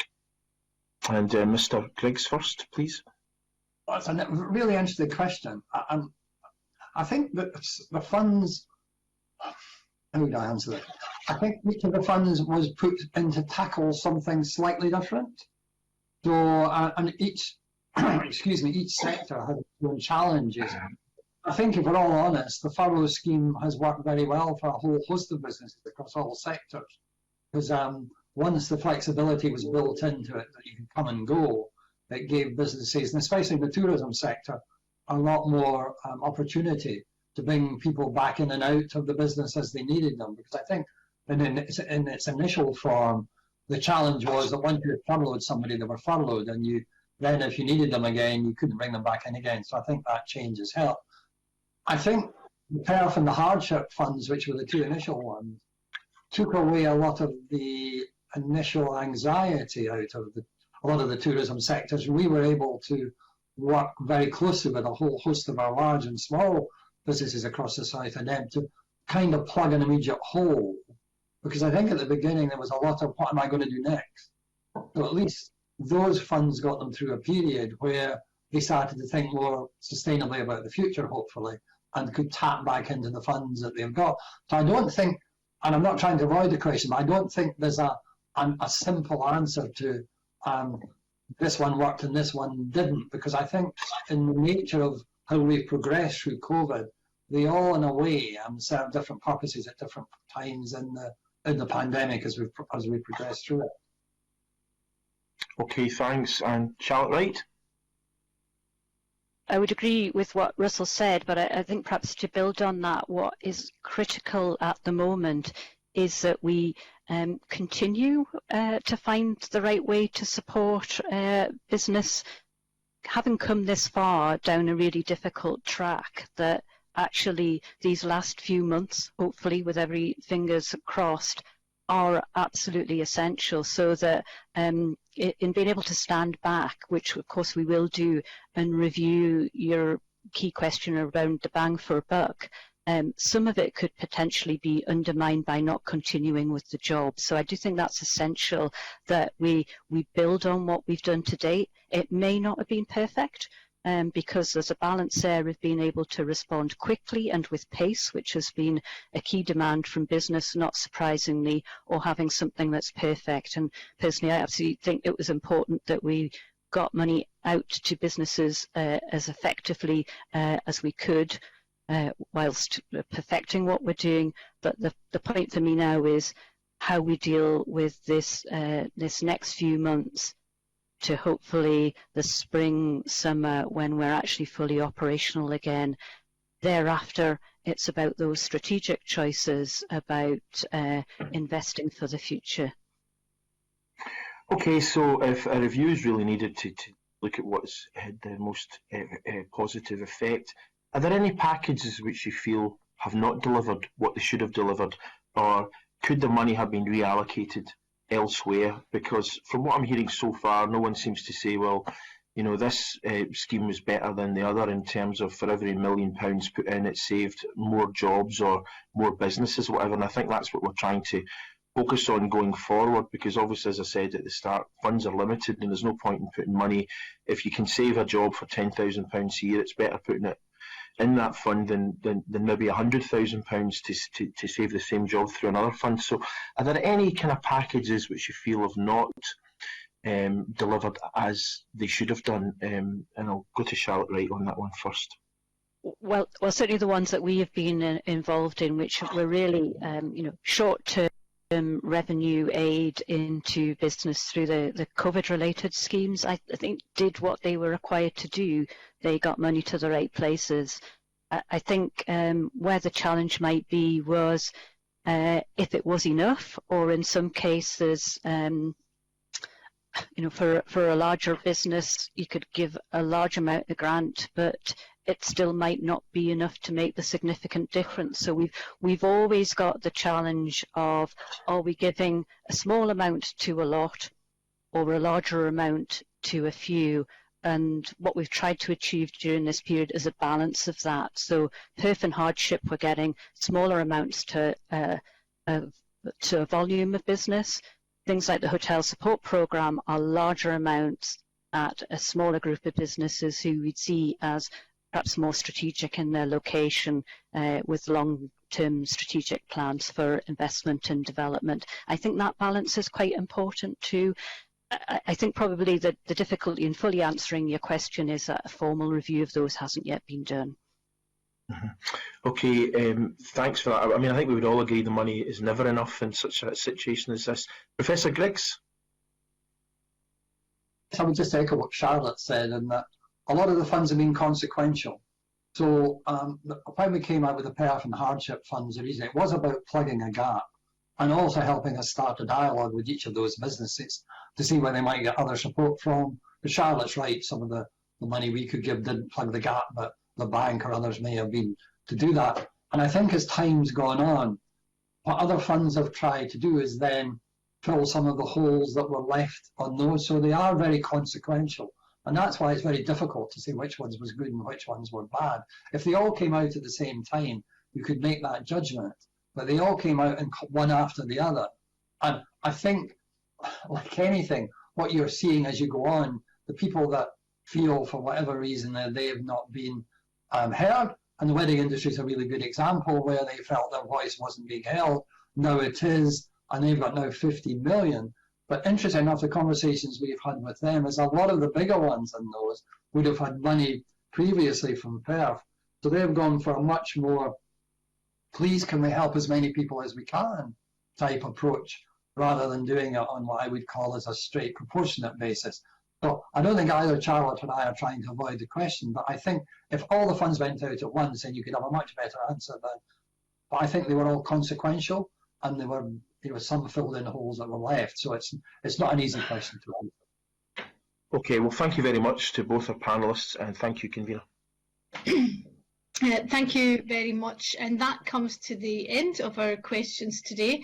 Can I take the opportunity to thank Professor Griggs, Ms Wright and Ms Miller for attending, especially at such short notice today, and for their evidence. The committee will shortly hear from the Cabinet Secretary for the Rural Economy and Tourism, and I'll suspend the meeting for a few moments to allow the Cabinet Secretary and officials to join us. Thank you.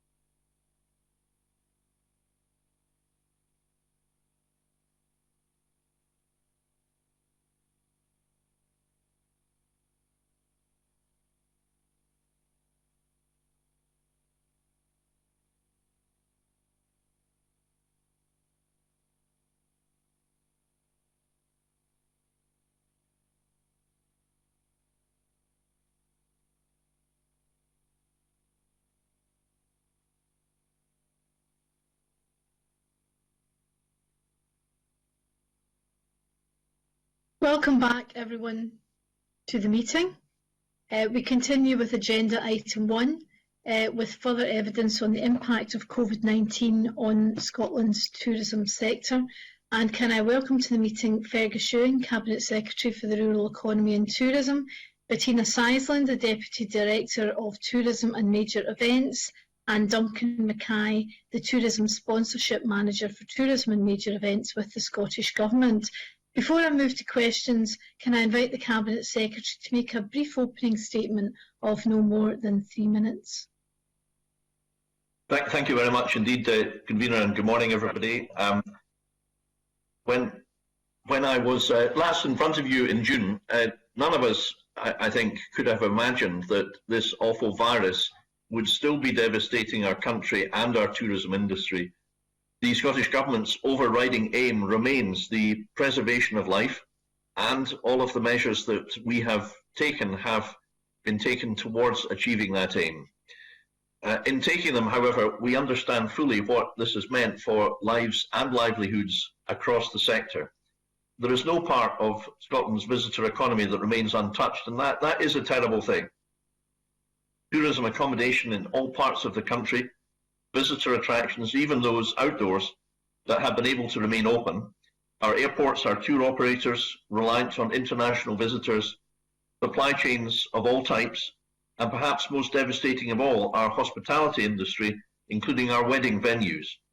Our city centres are like ghost towns, and our rural areas and villages, once overwhelmed at times, now fear the return of large visitor numbers.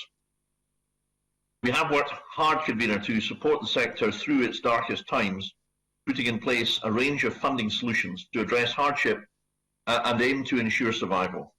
Most recently, in December, we announced a new package of support worth over £104 million, which will help to support those parts of the industry that may have missed out earlier or that need more help following festive closures. This package will also address the short-term recommendations of the Tourism Recovery Task Force. We continue to work alongside industry and our visitor economy agencies, from whom you've just heard in part, to look at its longer-term recommendations, and with the tourism ministers of the other 3 UK nations to press the UK Treasury to step up further. Job retention support, reduction VAT have been invaluable, but we need to be sure that our sector can continue to survive until it's able to fully reopen and safely. Scotland's tourism sector will recover, and our new Scottish Government-funded leadership training programme will develop talent to support that recovery. So in conclusion, Convener, we can see some light at the end of this very dark tunnel, and we will continue to do all that we can to ensure Scotland's welcome is waiting once again. Thank you. Thank you very much, Cabinet Secretary. Can I begin by asking if you could give us any more detail on the £104 million that has been announced for tourism businesses, particularly how it's going to break down amongst the various funds and when businesses can see money in their accounts? And can I also ask you, in terms of the Scottish budget process, if the budget line for tourism is likely to stay the same, or is it dependent on the 5-year recovery plan? Yes, thank you, Convener. Well, the 104 million is designed to provide support across the tourism sector in a variety of funds, and full details of these funds are in the course of being provided. And I see that an email has just gone out actually from Visit Scotland giving details of some of the funds which they would implement. But they're designed really to reach out and support and provide, and this is the crucial thing, lifeline support to various segments of our tourism industry, like the wedding sector, like B&Bs, like self-catering, like the coach sector, like the ski sector, like the outdoor tourism sector, destination and marketing, the events industry. I'm not seeking to be comprehensive here, Convener, but you asked for details. These are some of the sectors. And what is the objective? And this is very important. The objective is to provide lifeline support. In other words, to enable these businesses to get through this period and survive that in practice means, I think, convener, to provide sufficient support to be able largely to defray fixed overheads that a business may have, even although it's not trading. Obviously, if you're running a premise, you have got a heating bill, you've got insurance bills to pay, you've got maintenance, you may have staff costs that you cannot, if you like, shed without jeopardizing the business. The Lifeline support is designed to help businesses survive. What we can't do, I think, and I think that, you know, the SDA and the whole sector do appreciate this, is replace, supplant, make up, compensate for all lost revenue. I don't think that would be an achievable aim, and therefore that has been, convener, the objective of our support. As to timescales, and I know members are absolutely focused on timescales and delivery, and so am I. The aim is that schemes should be open for application in January or February, i.e. launched very, very quickly, really, and thereafter administered as swiftly as possible. And in conclusion, may I just thank all the people on the ground, the public servants, whether they work for local authorities, whether they work for Visit Scotland, or the enterprise agencies who are involved in this work. I know that they worked extremely hard, and we worked closely with all of these public bodies to try to make sure that the burden of that administrative work involving tens of thousands of applications is carried out as efficiently and as diligently as possible.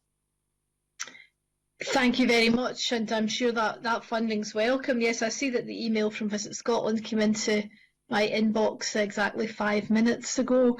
In terms of the comments that you were making about the gargantuan efforts that have been made by public servants, that's something that's come up in this committee already, in particular the suggestion that perhaps local authorities were overwhelmed by some of the different funds that have been announced so far.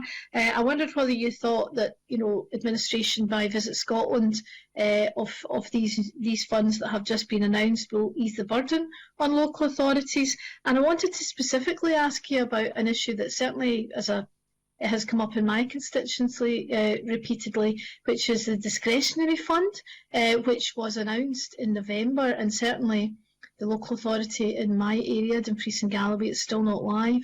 Now, since November, I've been telling companies in the supply chain, including the tourism supply chain, that that's the fund that will be able to help them. And it's particularly areas, although we're all locked down now, up until before Christmas, an area like Dumfries and Galloway, which was in level 2, then level 1, wasn't eligible. Many businesses weren't eligible for the funds that were given to businesses that were forced to close, but their businesses were affected, obviously, because of impacts from the rest of Scotland and people not coming. So I just wondered whether you thought that the discretionary funds would be rolled out across Scotland, and whether the new funds would perhaps plug some of the gaps in terms of the people that hadn't yet been able to access that discretionary fund. Well, thank you, convener. First of all, I wouldn't say that local authorities have been overwhelmed, but they have been extremely busy and they have been extremely diligent. I do have some data here, for example, in relation to one of the support funds that I think is of increasing importance, and that's the Strategic Business Support Fund. And that's the fund that's designed to make regular payments on a 4-weekly segmented basis. And that fund recognises the need for continuous support, really, that for the reasons I've alluded to earlier. Just to give you an idea, convener, of the sheer burden, the weight of applications just in this fund alone, the latest data shows that as at 28th December, local authorities received 23,254 applications to the Strategic Business Support Fund, and made 13,462 grants, totaling 31.4 million. 48% of applications were accepted, 21% were rejected, the reason mostly being that the applicant was an ineligible sector. So I just give that as an example. Your question also says, you know, can we use Visit Scotland or other agencies to deliver support? Well, we are doing that, as you've alluded to. I think that's the correct thing.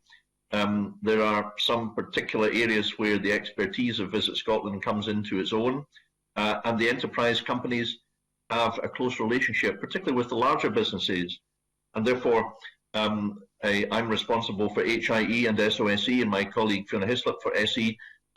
The enterprise agencies administered the pivotal funds and creative and hardship funds, and their knowledge of the business base in their areas, I think, was a great help.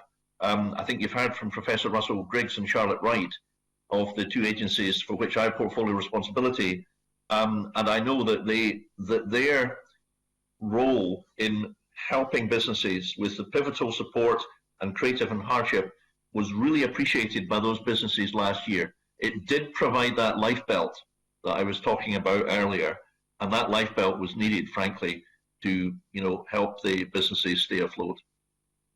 Yeah, thanks very much. That fund is very welcome for businesses that are forced to close.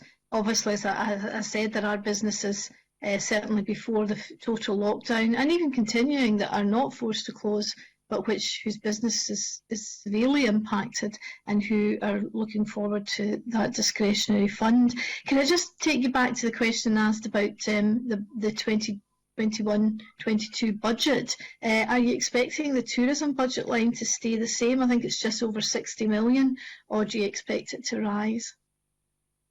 Well, we're in discussions at the moment with Kate Forbes, who's completely attuned to the needs of tourism, as Kavina you would expect, given the importance of tourism in her own constituency.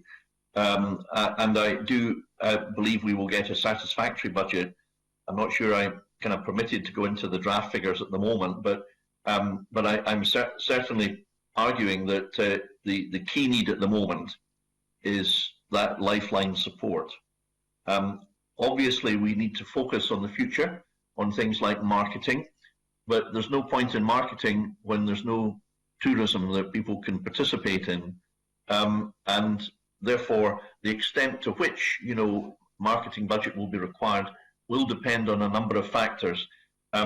There's also other areas in the capital side, Kavina, where you will be aware of the importance of the Rural Tourism Infrastructure Fund, which has helped alleviate pressures in many parts of rural Scotland in particular, pressures that were manifest in the summer.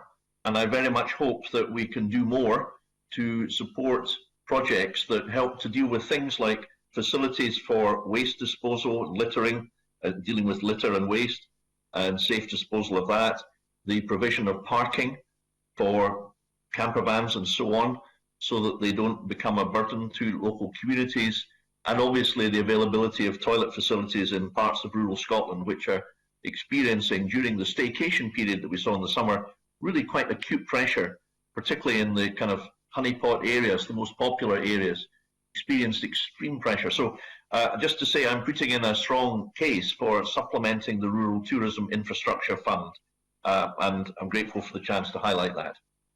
Thank you very much, Cabinet Secretary. I'll now move to questions from the Deputy Convener, Claire Baker.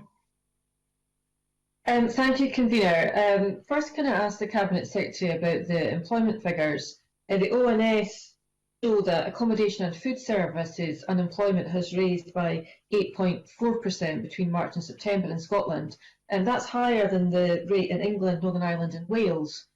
I mean, everybody's had access to the furlough scheme. I'm just wondering why you think Scotland's figures are higher, why we've had the worst impact, and what measures the Scottish Government are introducing to try to address this. Well, thank you, Claire Baker, for that question. And I think the position is that tourism and hospitality, food and drink, has been, I think it's fair to say, even more important to the Scottish economy than to our friends down south in England. In other words, it forms a larger part of the economy, it employs proportionately more people.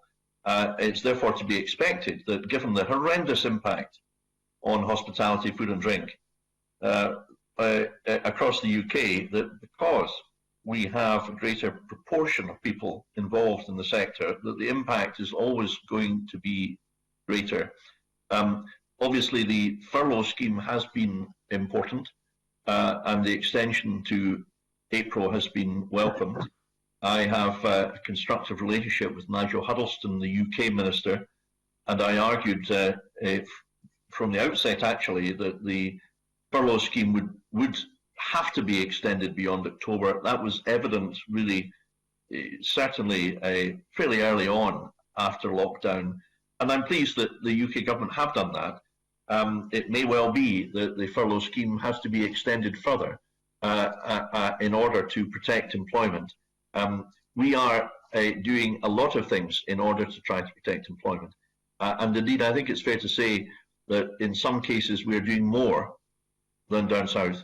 For example, the hotel fund, which I set up, was set up deliberately for the objective of seeking to assist in the preservation of employment. And of course, you will know, Claire Baker, that the furlough scheme, valuable though it is, does not cover all the costs that an employer has. It doesn't cover, I understand, elements of income, national insurance and pension contribution, and therefore employers still have a burden whilst they have no trading income. I was very much cognizant of that, and you know, I'll finish with this point because I don't want to usurp the time of members, but you know, I think I've had fairly extensive engagement with the sector and with hoteliers across the country, and it's evident to me that hotels are suffering very, very badly at the moment, especially those reliant on international trade, but actually across the board. And of course, there is no tourism at the moment.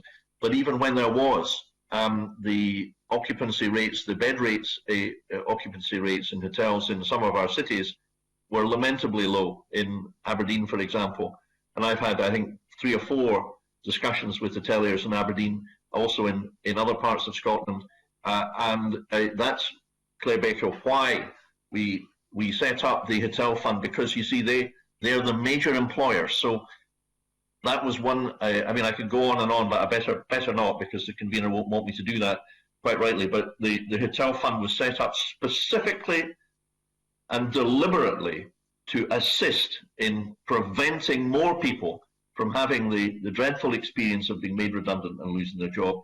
And it's too early to say how effective these measures have been yet. I mean, time will tell, and no doubt there'll be inquiries and assessments, and that's absolutely right and proper. But just in the thick of it at the moment, we've got to judge, to act as quickly as possible. And the hotel fund was one of the ways in which we specifically sought to address the scourge of unemployment and to try to do what we can, difficult though it is in these times. Thank you. Just a couple of points. The figures on employment, Wales actually increased by 1%. It might be interesting to look. I do take the point that there's maybe a different population within each country and the importance of tourism to the economy, but Wales did see a slight increase.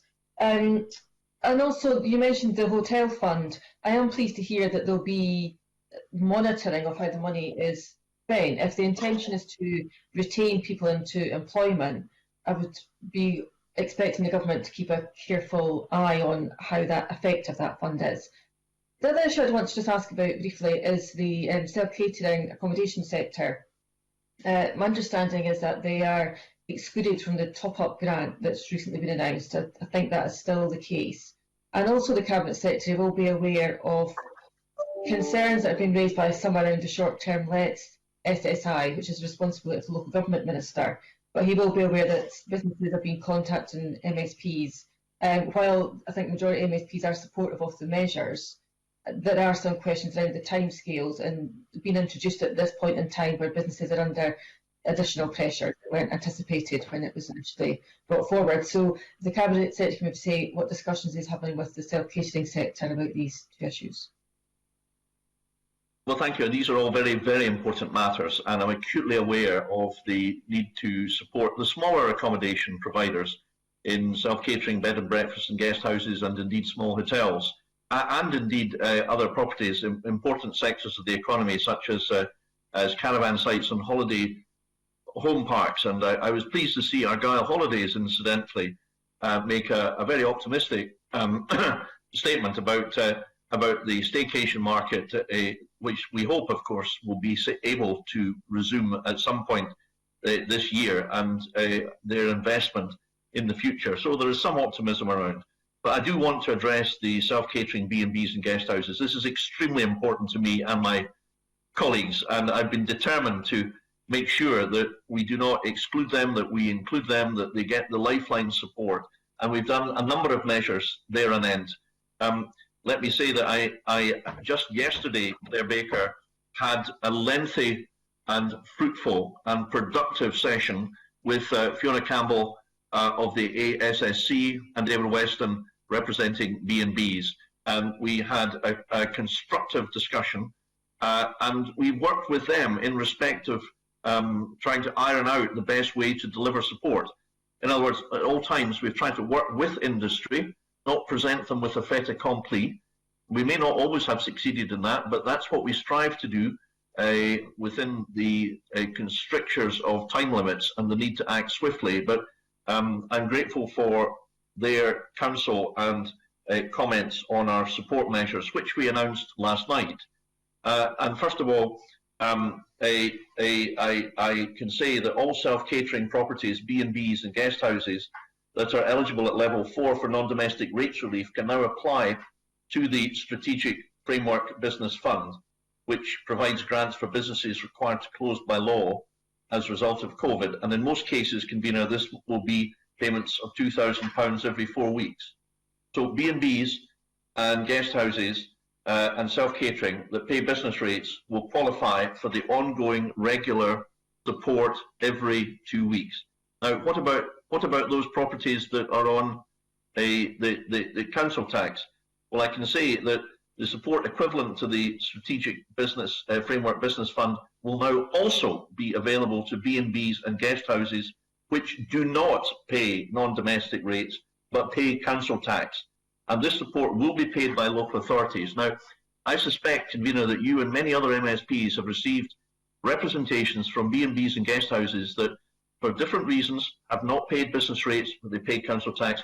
They are not excluded, they are included. And I wanted to be quite clear about that because, as Russell Griggs mentioned earlier on, we want to try to fill the gaps.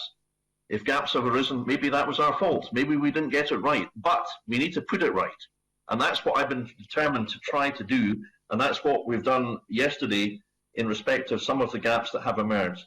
Secondly, in respect of larger self-catering properties, and these are properties which, of course, found that even during the period when travel restrictions were lifted or limited, that because of the restrictions on households, first of all it was 6 and 2 and then 1 household, self-catering properties catering for 7 or more people effectively were shut because they really had no market, even when people could travel. And therefore, they have suffered particular hardship.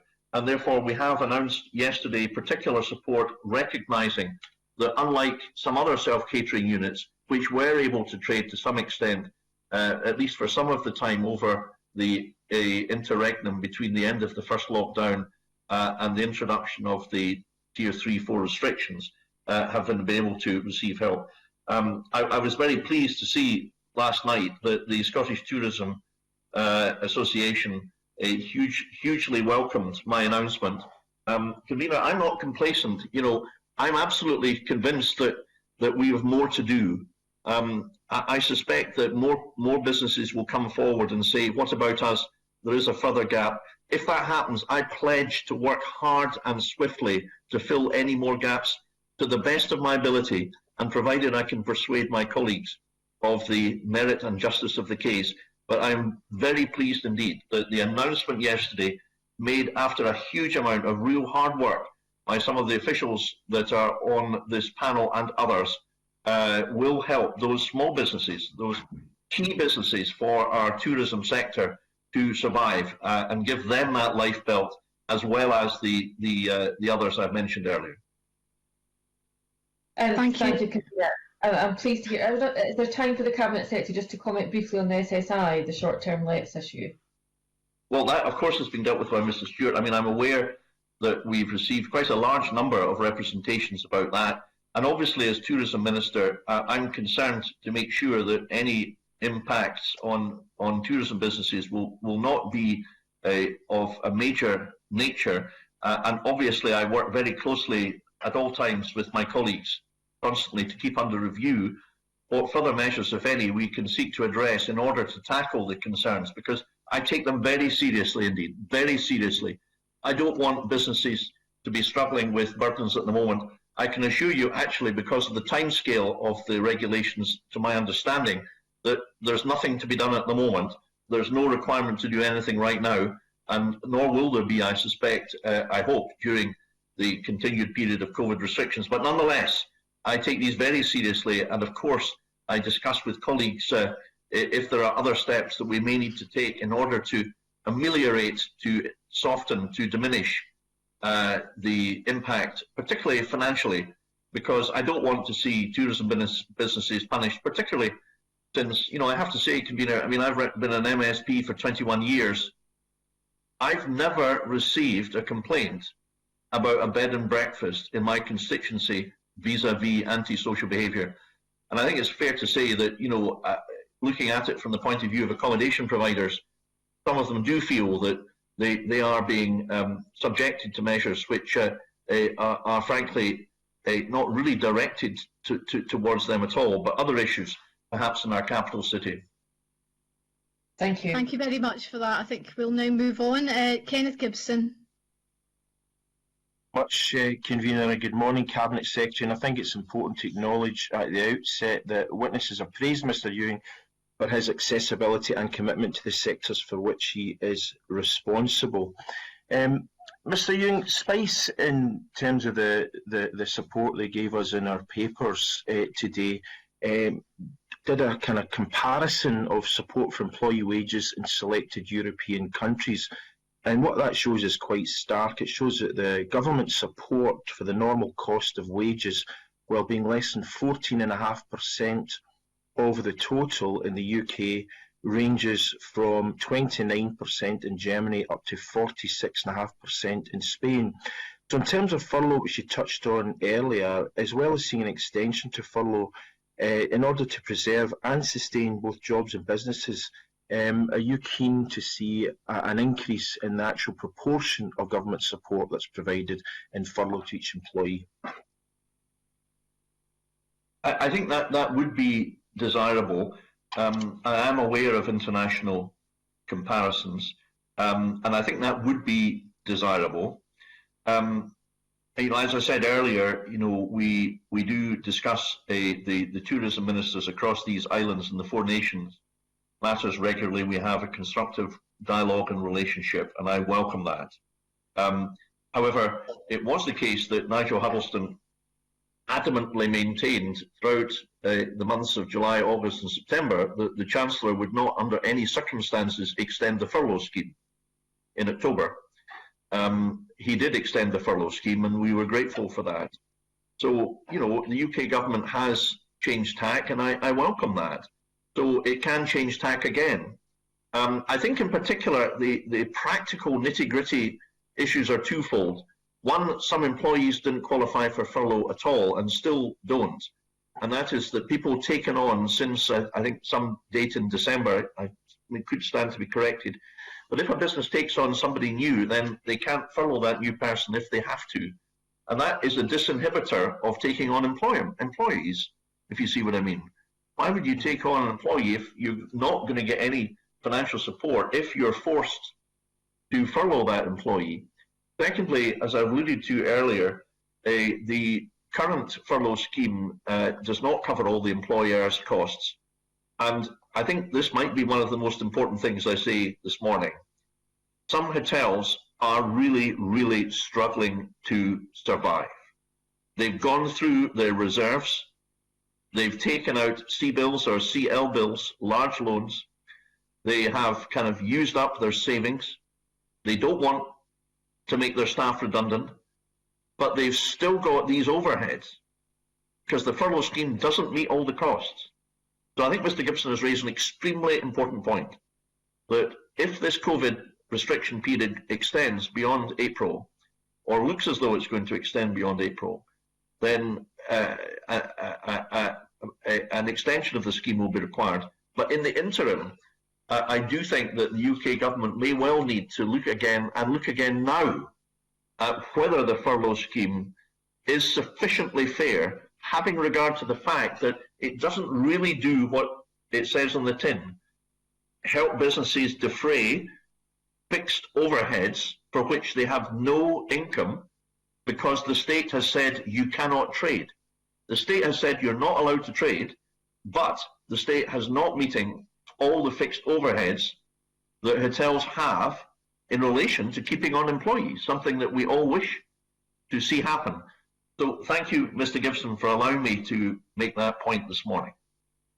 Okay, thank you. And obviously there'll be an element of frustration in the work that you do, Cabinet Secretary, because you have to operate within a devolved context. But nevertheless, has the Scottish Government examined other sub-state legislatures with the UK to see what more can be delivered in by a devolved government in the context in which you operate? Because obviously there's a lot of focus on what happens within the UK, but there are no doubt many worthwhile initiatives in other parts of Europe and perhaps beyond. So is that a focus for the Scottish Government at all? Well, we're always mindful of what other countries do, and that is something that we keep an eye on, and Visit Scotland in particular have that as a remit, and I'm aware that they're extremely active, despite everything. And I should say, I think our primary focus, excuse me, Convener, is on a kind of determination to get this financial support out to those who need it. That is our absolute focus, and rightly so. But we are mindful of what happens elsewhere. And Visit Scotland are extremely active. And for example, I know that they're doing a virtual trade event on the 27th to 29th of April of Scotland Reconnect, a national global tour operators event. Quite well timed, I think. So they are busily thinking of the future as well, and looking at what other countries do, as Mr. Gibson rightly says. Okay, thanks. And finally, in the previous session, I asked both Professor Griggs and Charlotte Wright about the numerous funding packages from both the UK and Scottish governments, some of which are still being rolled out, from furlough and VAT reduction to the Pivotal Enterprise Resilience Fund and Hotel Recovery Fund.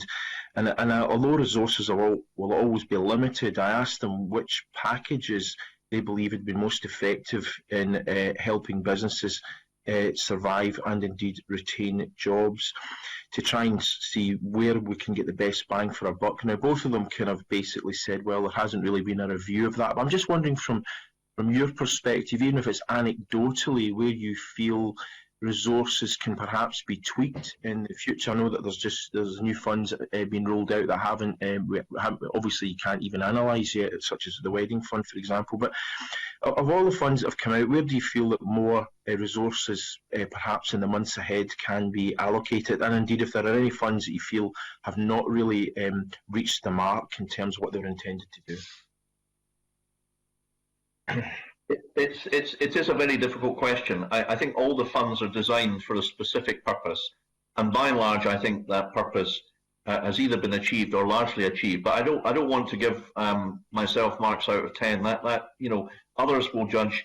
Our job at the moment is to try to make sure that everyone involved in tourism, hospitality, and indeed across the economy where they have been impacted by COVID, get lifeline support. That's really a very simple but very clear objective. And when we devise funds for taxi drivers, something I don't think is the case in England, and Hotel Support Fund, nor in the case in England, or the Pivotal Enterprise Fund, not the case in England. It's designed to fill a gap. I mean, let's go back to the Pivotal Enterprise Fund. That was brought in because businesses with a rateable value over, I think it was £52,000 or thereabouts, didn't get any grant finance at all. They were forced into taking loans. Now, many hoteliers in Scotland might be, family hotels by a family that spent, decades building up a business, hard graft, hard work, devotion to task. A family perhaps in their 60s and 70s. Would you want to take on a loan of £1 million at the age of 65? I thought they should get some grant finance and not be left out of the party. So we set up the Pivotal Fund in order to provide a fair amount of grant support to businesses that otherwise wouldn't have got any grant finance at all. And that was something we did in Scotland, Mr. Gibson. I don't think it happened to the same extent, at least in England, and it filled a gap. How effective it was, as I say, is for others to judge. And I am acutely aware, my email is red hot every day with people who are concerned about various aspects. And I appreciate that. I thank people for writing to me. I understand their problems. It's not, I try to reply indeed to many of them or get replies to them, obviously. But I think all of the funds have been successful. Time will tell how successful they have been, but we are constantly reviewing if we need to do more. Every day I'm in touch with tourism leaders. Yesterday it was Fiona Campbell, David Weston.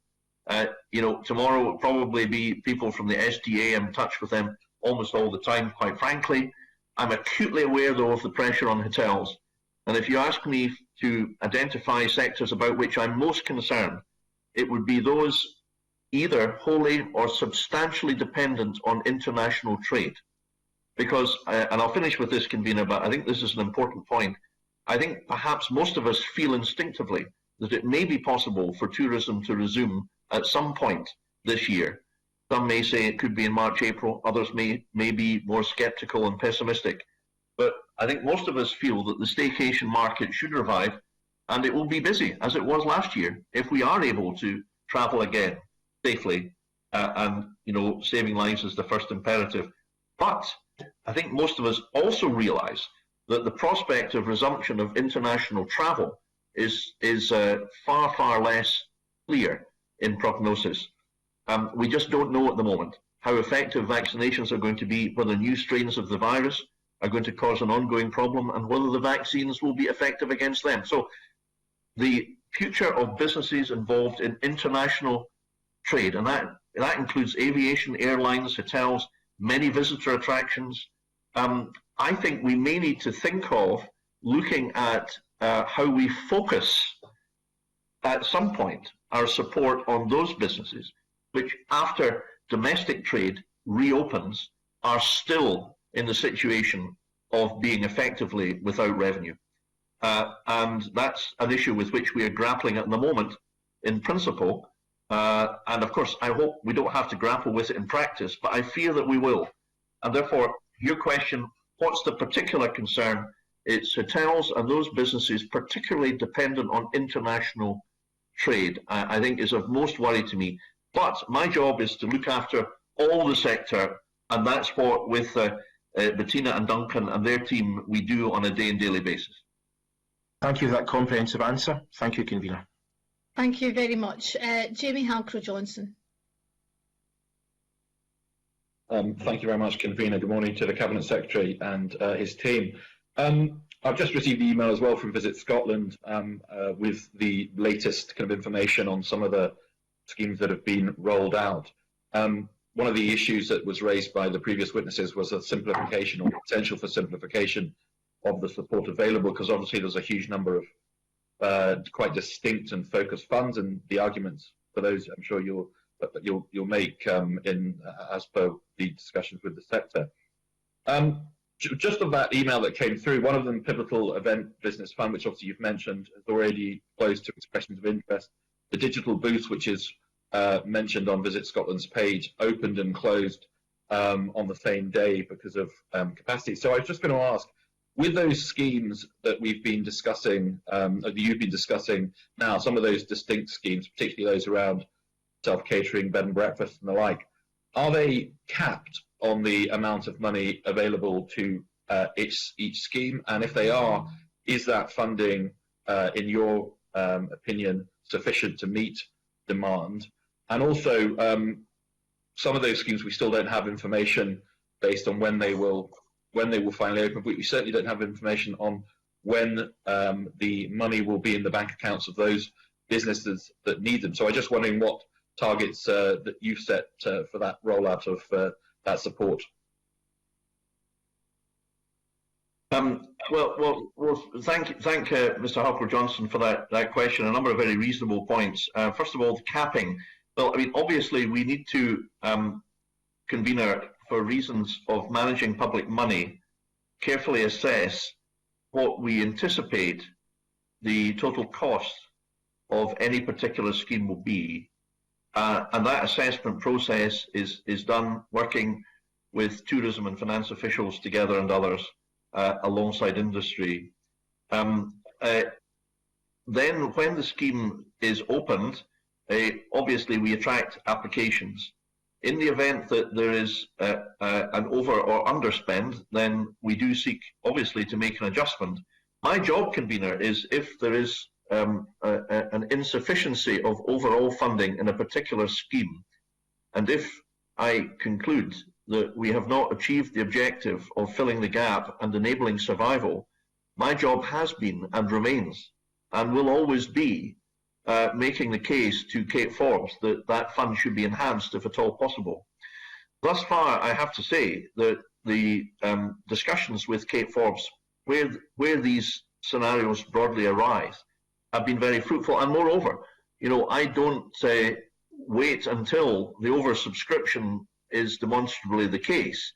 If I feel that it may be the case that the money set aside for a particular group is insufficient, I make the point now, and have done, to flag up to finance officials that there may be a need for further spending for a particular group of people. The member also asked about complexity. I agree, it is complex. It's complex. I think of necessity, it is complex. I mean, nuclear physics is complex. It's probably difficult to make it simple. A plethora of funds is complex. It's not that easy to make it simple. However, I am of the view that it is our job and our responsibility to provide, if you like, a ready, available information guide, and that's what we do with the website information that exists, so that those who seek funds can quickly identify where they can go to. The last thing I would say is that, you know, I think if you ask taxi drivers, are they happy that in Scotland there is a fund to support them, or hotels, or those entitled to FIFLDO fund, or the ski centres with whom we're working at the moment, and an announcement will be made on that fairly shortly. Do you want a specific fund, or would you rather not? I think I know what their answer will be. I think they're quite pleased that we've engaged specifically with their sector, understanding their needs, considering their financial situation with regard to the impact of COVID and the fixed costs which they face. You know, trying to understand what people are going through is part of the duty of a tourism minister, so that we can respond rationally and effectively. I'm not saying we're perfect, we're not. You know, we make mistakes, we don't get everything right, but I think we have issued a great deal of financial support so far. I do wish, Mr. Harper-Johnson, that it could be done slightly more quickly, and I can assure you that's a point that I don't leave unmade internally in the Scottish Government in terms of the swiftness and the need for speed and diligence in the administration. Thank the Cabinet Secretary for that answer. I mean, I welcome, obviously, you know, the funding available. I would be interested if an idea on each the levels for each of these funds are available. Certainly in one place, it would be interesting to see that, just so that we can be appraised of that, because certainly there have been concerns within the sector that some of the funding packages have not, you know, perhaps understandably in some cases, have not met the needs of certain parts of the sector because of the impact of COVID on particular businesses. Can I also ask then? I mean, the Cabinet Secretary talked about potential gaps in funding, and that, you know, that there may well still be other gaps that businesses will come forward or sectors may come forward and ask him about or raise to him. Can I ask him very honestly, have there been sectors that have come forward that he is aware of that he has not been able, or the Scottish Government have not been able to meet their needs in this round of funding packages? And I suppose what can be done to address those? Excuse me. Well, there certainly were sectors which lacked specific support. I mean, to give an example to the question that Mr. Halper-Johnson asked, a perfectly fair one. An example is that the coach sector, which is largely dependent upon tourism, and I'm differentiating that between the coach sector that supplies school transportation, but the coach sector and tourism, which tends to be, I think, by and large distinct from the school sector, hadn't received support in Scotland or indeed in England. And I did seek to persuade Nigel Huddleston to have a pan-UK scheme, not least because some coach operators are obviously operating across the border with coaches going to and fro from England to Scotland. And I thought that a pan-UK scheme might make sense for that factor. I wasn't successfully able to persuade the UK to support coach sector. I determined that we would do it ourselves because the UK weren't. And therefore, we have been working with the coach sector. We are finalising that plans. I've had discussions, I think it was this week, with leading representatives of the CPT and others. I'm not saying that the funding that we've got there will necessarily be sufficient, and I'm keeping that very much under review. But that is an example of a sector which there was a gap, and there remains a gap in England, so far as I'm aware, but not in Scotland. Are there other sectors where there are still gaps? I've done my best to ensure that in the areas of my portfolio responsibility that there aren't any large gaps. But I do know that I could that if I'm wrong about that, then I want to hear. If I'm wrong, I want to know very quickly, and I would appreciate any help from any MSPs. But we have sought to be fairly comprehensive. The last thing I would say is that obviously my colleagues, Fiona Hislop in particular, and Michael Matheson, have responsibility for different segments. Like, Michael's responsible for airports. Fiona works with mainstream business, chambers of commerce, and is dealing with many other things. There are other areas of business which have a sort of tourism perspective or component, but are not primarily in tourism. And across the board, all my colleagues have tried to make sure that businesses that have been severely impacted in COVID receive that lifeline support and are not, if you like, left unassisted without any aid. But it is Mr. Halper-Johnson, to finish, work in progress. It's an iterative process. It never stops. And our absolute duty is to focus on this resolutely every day, and that's what I think that we are seeking to do. Okay, thank you, Mr. Yang, and thank you, convener. Yep.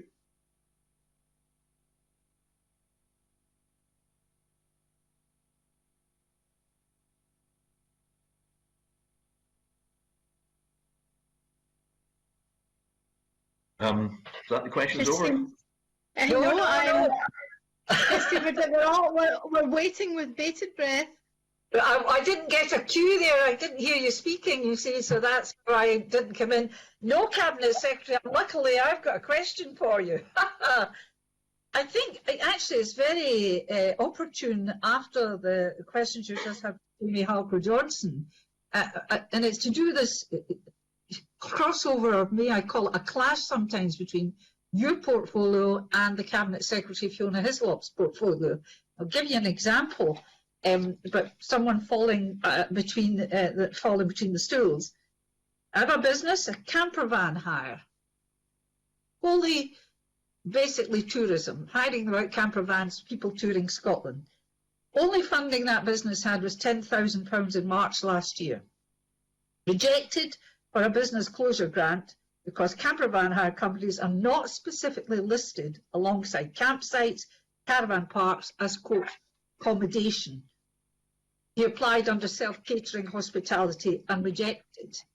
Now, what crosses my mind, and it's a bit of a flying a kite here, is I'm now looking at Jamie Halper-Johnson, I don't know why.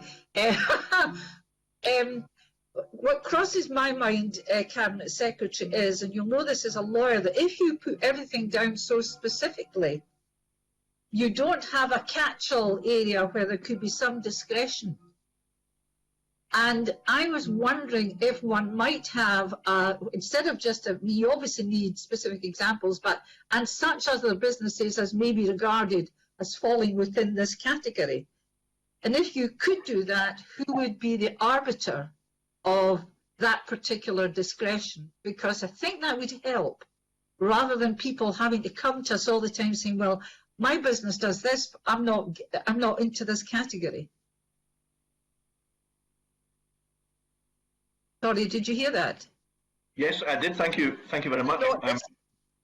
And you know, you've raised a very fair point again. And I would say that it became apparent quite early on, convener, in the lockdown, that you know the use of the valuation role of the rating system, if you like, as a proxy for businesses and tourism left glaring gaps, because there were lots of businesses that were operating as businesses in tourism and hospitality, but weren't on the valuation roll. So the first time this problem became you know, evident was very early on, and we adopted the system which allowed ready and rapid administration of grants. In other words, the efficacy of using the valuation role was largely a function of the ability to administer payments rapidly. And it was the only method. But it did leave gaps, and it left a number of gaps. And, you know, camper vans are one example. You know, a marine leisure craft, were another example that, you know, weren't rated. So I think you have raised a good point. We have sought to fill the gaps. I think we have done in most cases. I work very closely with Fiona Hislop, as you would expect, and I'm in daily contact with her by email or by telephone as required. So we do work as a team Scotland as expect, and my officials are very careful to work across silos. But you know, I do think you have raised a point, and I would like to give it further consideration. I think it might be helpful if I could perhaps ask if my officials have anything else to, if Bettina Sizewell or Duncan Mackay have anything else to add to that, convener. I'd be grateful if they could contribute. And I think there is an element of discretionary funding which is available, and of course the previous funds of Pivotal and Creative and Hardship were in part designed to help fill those gaps, and they did. But I don't feel as if I've fully answered your question, and indeed it's a very fair question. So I wonder if, with your permission, convener, if Bettina Sizeland could add anything that she thinks is of relevance. Thank you, Mr. Ewing. I think just thinking that through, I mean, that is the purpose of the discretionary fund that the local authorities have available to use to pick up sort of certain categories that are not dealt with by the broader categories through the strategic framework business fund. So I think that would be the first place to direct such businesses to. But I think we will also look at that to see if there's a gap that's not been picked up.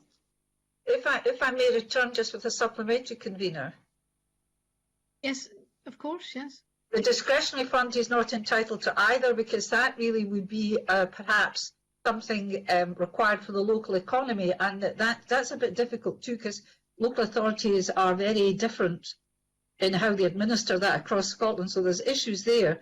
What I want, and Cabinet Secretary, you know exactly what I was saying. When you put a list of specific examples down, to have that catch-all and such other businesses as may be deemed to be part of hospitality tourism sector, and in some way build that in, that there can be, and I don't know who would arbitrate on that, whether it be Visit Scotland or, you know, by the way that business has got its revenues, you'll be able to see it. It's like knowing an elephant. You can't describe it, but you know it when you see it.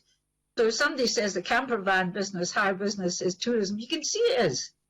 So that's all I'm asking for. And then I think we get rid of an awful lot of problems for MSPs in trying to direct very unhappy businesses from one pot to another, only to find out they're rejected every time they apply to different sources. Well,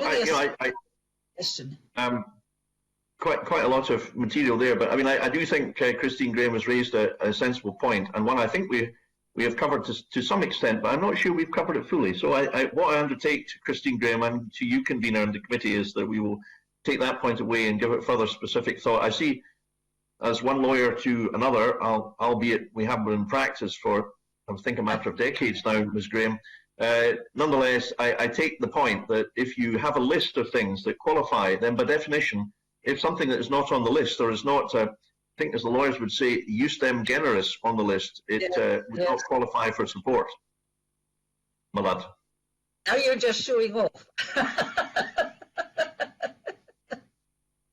Okay, I think we shall move on from this lawyer's loving and bring in Ross Greer next. Thank you, convener. Cabinet Secretary, I'd like to ask about the support the Scottish Government have been able to offer workers in the tourism sector. We recently took evidence from Unite Hospitality and the Better Than Zero campaign that they operate. And as you're aware of, as you mentioned earlier, this has been a devastating period for workers in the sector. A huge number have simply lost their jobs entirely. Substantial numbers have seen significant cuts to hours, to their hourly wage, and other exploitative practices have either been brought in or have grown very significantly. Have the Scottish Government been using the support that you've offered to businesses in the sector to bring in any conditionality related to your Fair Work agenda? Yes, thank you, convener. Again, a very, very fair point indeed. And of course, when we distribute funding designed to support the retention of employment, we seek to do so in a way which achieves that objective. So I can give the member further information, or the committee further information, about the hotel fund and the conditions to which are applicable to entitle an applicant to be eligible. But the aim, of course, is, as the member says, to ensure that employees are capable of being retained and that the funding is used for that purpose. Plainly, the main way in which employment has been supported is through the furlough scheme. I think we've already identified through Mr. Gibson's line of questioning the possible shortfalls or shortcomings that scheme may have at the moment. So I won't repeat that. But that has been the mainstay. But, you know, I'm acutely aware of the plight of people that have lost their jobs. It's just devastating, I'm sure, for all members to communicate with people whose lives have suddenly been transformed for the worse because of this crisis. And we have to consider their interests absolutely in particular. And that's why I'm very pleased in Scotland, and I don't think this has been done to England to the same extent, you know, other workers, the self-employed, the newly self-employed, have had support in Scotland. Now, I'm not saying it's sufficient, and it's as far as schemes go, it's one of the more difficult ones to go, because there needs to be some element of proof of entitlement, and that can be more problematic for one individual with no HR department or payroll staff to answer questions about paperwork. I'm acutely aware of the difficulties facing an individual in establishing qualification for a fund. But in Scotland we have, and we have helped, you know, in tourism, you know, we've had coaches, instructors, you know, mountain guides, those who show people around stately homes, a whole plethora of people that have been self-employed. We have in Scotland reached out to try to help, and myself and Fiona Hislop have been active in that. But yes, there is, again, Mr. Greer, there's much more to do. You know, if any member has any specific proposals about what more we could or should be doing, then, you know, I'm actually enthusiastic and keen to hear it, because, you know, we want to fill the gaps. We're not taking the view that what we've done is enough and we're going to say, you know, we're perfect, that's right, that's all we... Total opposite. Total opposite. My approach is, are we doing enough every day? Should we be doing more? Should we be helping people? And the emails I get are very helpful from individuals and from diligent MSPs who advise me of their constituents' plight. This is all part of a Team Scotland exercise to help precisely the people that Mr. Greer is referring to. Thank you. The hotel fund that you mentioned at the start, if you could provide that further information in writing, I think the committee would find that very useful. I'm aware of time though, so I'm going to roll two questions into one because the first is very small. You mentioned some of the organisations that you've been meeting with. I'm aware that Unite Hospitality have written to you. It'd be useful to know if you've had the opportunity to meet with them as well. The wider question that I've got though is about how we translate any of the short-term benefits through the work that you've mentioned to improve conditions in the sector into more long-term permanent benefits. The tourism and hospitality sectors have obviously, by their nature for quite some time, been sectors where there's been a lot of low wage income, insecure contracts, etc. How do we use the short-term support mechanisms that have come into being now to create a long-term benefit for workers in the sector? Well, yes, of course I have engaged with trades unions, and I always have done as a minister for 13 years. And I should say that we benefited, excuse me, in the tourism task force, we benefited from positive contributions from trade union representatives who are represented on the task force. And I'm always ready to engage further with union representatives to make sure that we're working in a way that is meeting the needs of their members and others who are not members of the trades unions. We have seen, I think, an improvement overall in the tourism sector, but I'm aware that there are still some people who are on low pay in the sector, and that is absolutely correct. And we want to see that improve. We want to support investment in improving workplace safety and protecting workers. We want to provide more training opportunities and apprenticeships and learning placements. There's an awful lot of work that has gone on in respect of that with particular universities as well as SDS, obviously. We want to support employee retention and improving productivity and skills development on the job. We also want to see, and this was progress, we were making progress in this pre-COVID, a lot of progress, that the tourism season, which, in islands can be from kind of April to September, and some in the islands might say that would be a good season, that the season is extended insofar as possible so that businesses are getting an all-year-round income and thereby able to sustain, if you like, more consistent employment, because much of it is seasonal in tourism, and therefore extending the season in tourism, having all-year-round tourism and all-year-round revenue was something which I felt was extremely important. I mean, we took for granted pre-lockdown that a hotel like Gleneagles was open 12 months a year, 365 days a year. Go back to the 80s, it wasn't. It was open only for certain months of the year. I know Mr. Greer wasn't around then, but it's not such a very long time ago. And therefore, by extending the season, convener, and overall profitability of the sector, I think we had been making some progress, but I do absolutely accept that this is a point that is quite fairly raised, and it's one upon which we are focused on continuously.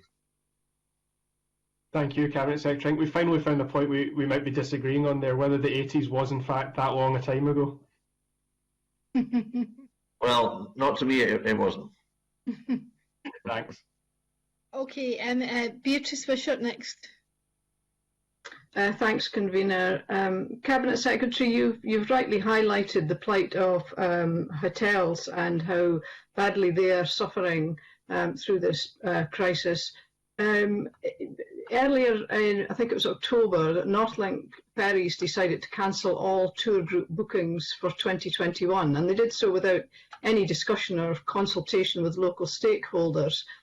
And you'll be aware from the correspondence I submitted to yourself that one hotelier described not having any tour group bookings as akin to a fourth winter from which they are unlikely to survive.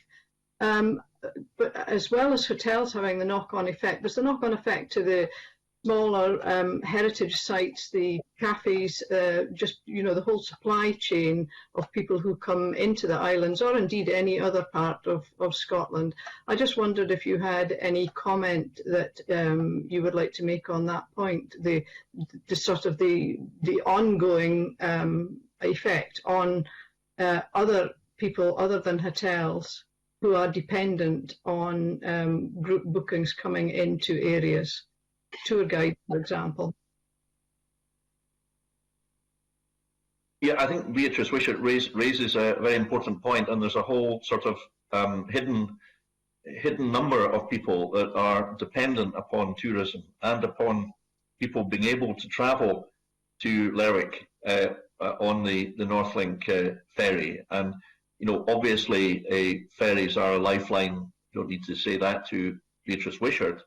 But they are also essential for tourism, absolutely essential. And I say that, as somebody who last year holidayed the year before last, holidayed in Orkney and have been a not infrequent visitor to Shetland, where, if I may say, convener, the breakfasts I've had at the Shetland Hotel have been some of the best I've ever enjoyed in my life. But that's not directly relevant to the question.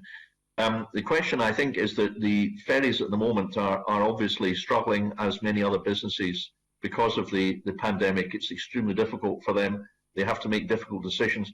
I very much hope that we can continue to operate on a Team Scotland basis. I work closely with Mr. Matheson, both with regard to the importance of what CalMac does on the West Coast and Northlink on the North Coast, and various other ferry services that are hugely important, and indeed the Isle of Arran, of course, entirely dependent upon the ferry services discussed with Mr. Gibson in the early part of lockdown, and therefore, I think both that as well as the instance of people such as tour guides who are dependent on this business is something of which we must be cognizant. And finally, the last point I make, which hasn't been made yet, convener, I don't think, is the importance to places such as Lerwick and Kirkwall and indeed Invergordon and Greenock and many other places of the cruise liner business, which brought many people to Scotland and had brought many advantages to many parts of Scotland and was indeed, I think, a modern success story. And one of the challenges, I think, on a global basis is to look at how, in relation to safety and the pandemic, cruise lining can be resumed, and I can say that I am working very closely with the sector, and whereas we cannot reopen cruise liner business yet, I know that there's an enormous appetite amongst the companies involved to come to Scotland, which is seen as a very, very attractive location, and contributes enormously to businesses like tour guides, to those who run coaches to Lerwick and from Lerwick to visitor attractions in Shetland and all the other destinations. So I thought I'd just mention that because it's another really important sector which at the moment is unable to operate. Thank you, Cabinet Secretary. The cruise sector is a very valuable part of Shetland's tourism offer.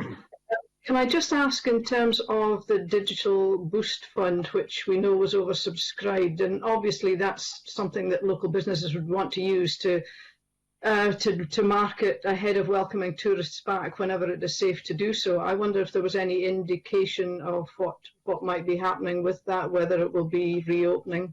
Can you offer any clarity on that, please? Well, subject to budget discussions, I can't be specific about that, but I think Ms. Wishart has raised another very important point. I mean, if a tourism business, particularly accommodation provider, but really most businesses, visitor attractions, do not have an online presence, an online booking system, they're not really at the races now. So digital access, digital enablement and empowerment is really a sine qua non, I think, of most, if not all, tourism businesses these days. And therefore, particularly with regard to small businesses, it's my wish that we are able to be of practical help and assistance as far as we can. So I take the point on board, and I will specifically look at that point following this meeting, given convener, one of the members has raised it, and we will write to the committee with more details on this, because I do think it is, an essential, looking to the future, it's an essential component of our tourism policy that we continue to help businesses to be digitally enabled in tourism. Thank you, Cabinet. Thank you, convener. Thank you very much. Stuart Stevenson next. Thank you very much, convener. Cabinet Secretary, we have inevitably been focused on businesses very largely in the discussion so far.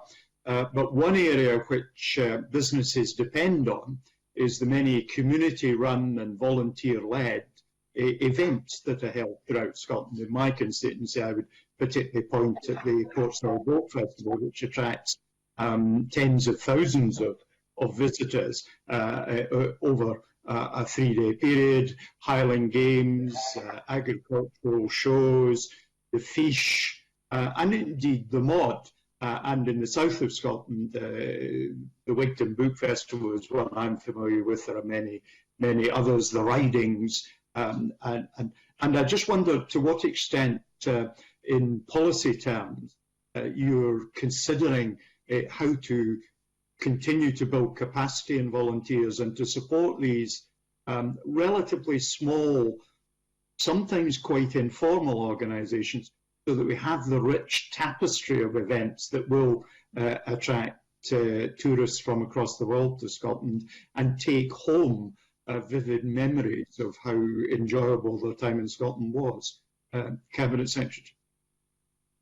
Yes, the events sector is hugely important, and for the reasons that Mr. Stevenson says and others, and they range from tiny, village fêtes to, enormous events like the Commonwealth Games or the Bannockburn celebrations or the World Orienteering Championships, and these are really a marvellous part of life, particularly in rural Scotland, in constituencies such as our respective ones, and the loss of, in particular, I think, agricultural shows, game fairs, Highland Games has been a real gap in the life of rural Scotland and many people, including ourselves.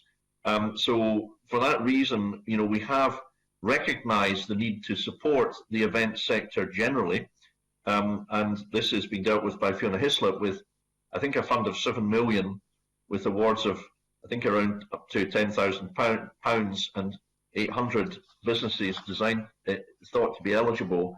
But of course, Mr. Stevenson's question was largely about the volunteers and the community aspect of this, and I think it's really probably correct to say that in almost all cases, the smaller events at a local level are organised by a committee of volunteers, and the same people, usually year in, year out, probably decade in, decade out.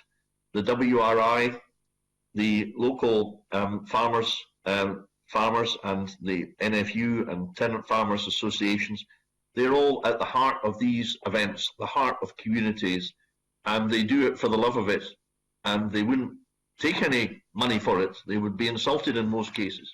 But we need to recognise and value what they do, and we need to be helpful in any practical way that we can with regard to these events, which actually do contribute enormously to the enjoyment of the experience that our international visitors in particular take away from Scotland if they attend the Highland Games and the agricultural shows and all these events. So it's absolutely essential that we, when we can safely do so, that we enable, encourage and facilitate where we can. And if there are any specific points that members have about what we should do, I would love to hear. But I do think most of these events are freestanding. They raise their own money. They have very clear plans. They carefully manage the budget, and very often they make a profit as well through, canny Scottish management. And good luck to them. Thank you, Cabinet Secretary. Since you mentioned the World Orienteering Championship, it would be appropriate for me to declare that my brother is one of the lead organisers of that event, and of course his son Jamie Stevenson has twice been world champion in orienteering, so it's something of particular interest to my family. Well, but I think that completes my questioning. Thank you. Well, I know Mr. Stevenson's, the tentacles of Mr. Stevenson's family tree extend widely into just about every area of life in Scotland. Thank you, Convener. Thank you very much. Dean Lockhart is our last questioner. Thanks very much, Convener. I'll keep this quite brief. And good morning, Cabinet Secretary. Thank you for joining us. We've had quite a long session with you already. I'd like to come back to the question of business support funds and the question of whether the Scottish Government on a national level track the number of applications made for support under the different tourist support funds available. Is that something that the Scottish Government tracks on a regular basis? And if it is, I wonder if you could provide us with a sense of what trends you're seeing and the reasons why, as we've all heard before and we've seen in our inbox, some businesses aren't able always to access the funding available. What you see is the main reasons why some businesses are not able to get the funding available or the support available? Well, the answers to the questions are, firstly, yes, we do obviously keep records. We have to keep records because in the disbursement of public funds, we are accountable and we have to demonstrate who we've paid. And we also have to, I should say this, take steps to avoid fraud. Now, fraud is not something that happens on a huge scale in Scotland. I think we've got a very law-abiding country by and large. But I should say that we have to be mindful of the need to make sure the money goes to those who need it and not those who may claim it and may do so wrongly. And that means that we do have to take diligence in how we administer these funds. I think the fact that we've got this strategic fund which provides support on an ongoing basis is a reasonable surety that we are reaching out to businesses who have been most impacted. And could I say that it is the case that there are some businesses that in COVID that have been able to continue, and good luck to them. Some businesses that have been able to continue because they can continue without human contact. They can operate online, for example. Some businesses that are selling bicycles. I tried to buy a bike for my daughter, and I was told that there was a 3-month wait from the local shop in Granton and Spey that we wish to use. I'm not saying, incidentally, that all these businesses are doing well, but there are some that are. Also, some sectors like forestry and construction are continuing to operate, and therefore it may be the case, Mr. Lockhart, that some of the businesses that apply feel that there has been an impact on COVID on the business, but perhaps not an impact sufficient to allow them to qualify for lifeline support. In other words, there may be a judgment, and these judgments, I think, have to be made by any prudent government, that the money goes to those who need it, but perhaps not those who don't need it. And the last thing I would say is that, the vast majority of business people and self-employed people across all sectors want to get back to business, and they would much rather be able to carry on the business than have to be on furlough. Most of them accept the need for that, I think, the vast majority, and they abide by the rules. But the vast majority of business don't really want payments or, handouts, as they might say, from the government. They want to get back to work, as do we all, as soon as we can safely do so. Okay, thank you for that. When I asked a similar question of Highlands and Islands Enterprise Boards and South of Scotland Enterprise Boards, they agreed to come back with a breakdown of numbers in terms of the number of applications received, number of applications declined. Is that something the Cabinet Secretary can do on a national basis with respect to applications processed, applications not processed and declined? Yes, we can, and yes, we have generally. And obviously, I tend to take the closest interest in those matters within my own portfolio. But for example, we've kept a track on the upshot of the Pivotal Fund and the Creative and Hardship Funds, which were administered by the enterprise agencies. And I had an ongoing and regular contact with Russell, Charlotte, HIE and SOSE. So we have regular discussions, and usually the first topic of conversation in the discussion is COVID support. Moreover, I have made it clear, and this has been made clear formally through our kind of formal process of governance, that our expectation is that the enterprise agencies will need to continue to be available, and their resource available, their staff, their people, to help us administer support to businesses. Generally speaking, we work very, very closely. I think the best way to identify where the problems are is simply by the engagement we have with representatives of industry, and of course listening to the public, listening to MSPs in correspondence, and identifying gaps. And that, Mr. Lockhart, has been the main way in which I've sought to pull our socks up, to improve, to provide support. But yes, we are mindful of the need to keep track of the money, make sure we know what we're spending, who's getting support. The last thing I would say is that, in handing out further support, we have to have regard to the fact of whether a business has had, £250,000 already from the Pivotal Fund or has had zero. It's only fair on the point of view of consistency towards businesses that we are mindful of the overall picture, and that would include whether an applicant for current support has had previous support. And that is a difficult area as well, and one which I'm quite sure we'll come back to at a future date. But we are mindful, as are our agencies, that we need to try to be fairly consistent across the board to businesses whilst getting the money out, the lifeline support out to them as swiftly as we reasonably can. Thank you, Cabinet Secretary. And very briefly, just to follow up on your request for MSPs to highlight any gaps, and I think Beatrice Wishart also raised this issue about the need to support rural businesses moving online. And as you will be aware, the Digital Boost Fund was launched on the 13th of January, I think, and it closed after a couple of hours when all the funding made available had been either allocated or used up. So perhaps this is something you could look into in terms of adequate resources or further resources to help rural businesses move online and, as you say, capture the opportunities in the digital market.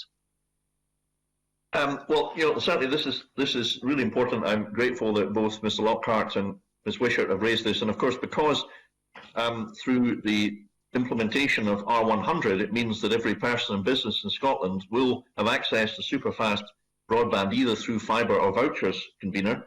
That of course will enable an awful lot more rural businesses or people that would like to form rural businesses to do so successfully. So R100 is a gateway to a lot of new rural opportunity, and it's therefore essential that we think about, and we think now about, how we can further assist in equipping businesses that either have now or will in future, because of the £600 million, the largest single programme ever in Britain for enabling broadband access. Once that's rolled out, then there will be an even greater demand, and rightly so, for digital empowerment. So I totally agree, this is a totally reasonable point. I will take that away, convener, and because of the interest shown, I will endeavour to try and provide as detailed an answer at this point as we can. Thank you. Thanks very much, Cabinet Secretary, and back to you, convener.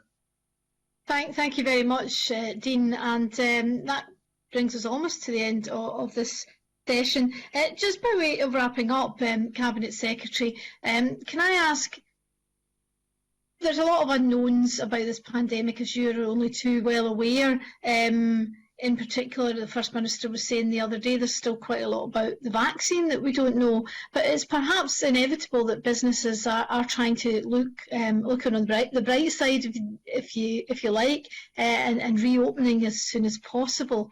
But clearly, it's going to take some time, people are talking about 2022, and also it's going to change.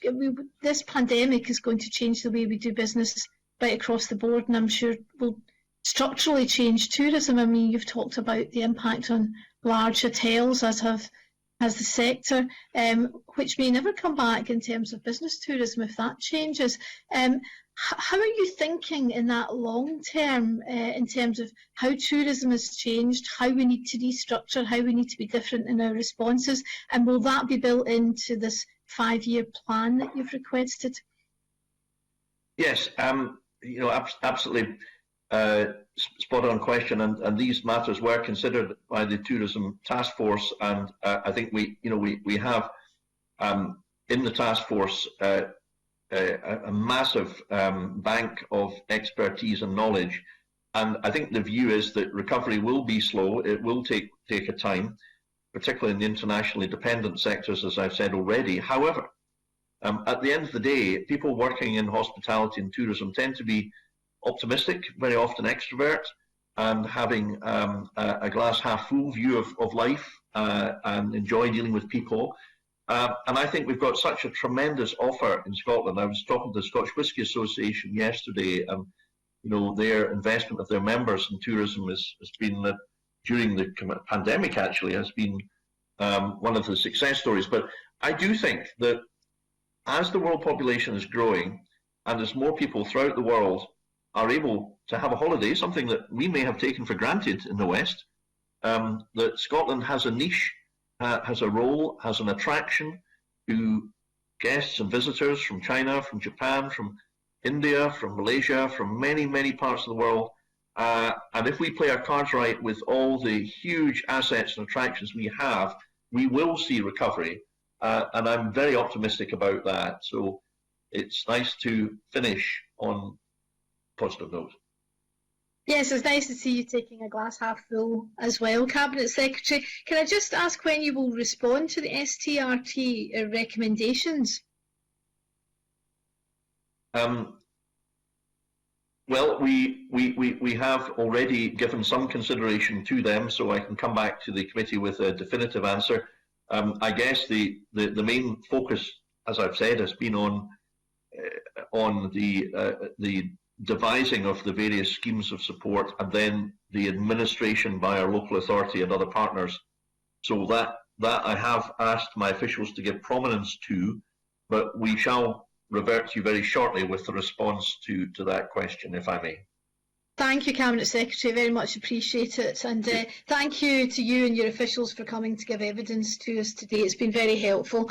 The committee will consider that evidence heard in private later in the meeting, and I'll suspend the meeting for a few moments for the witnesses to leave the meeting before we proceed to our next agenda item, which is subordinate legislation. And I'd like to remind members that we remain public for the next agenda item.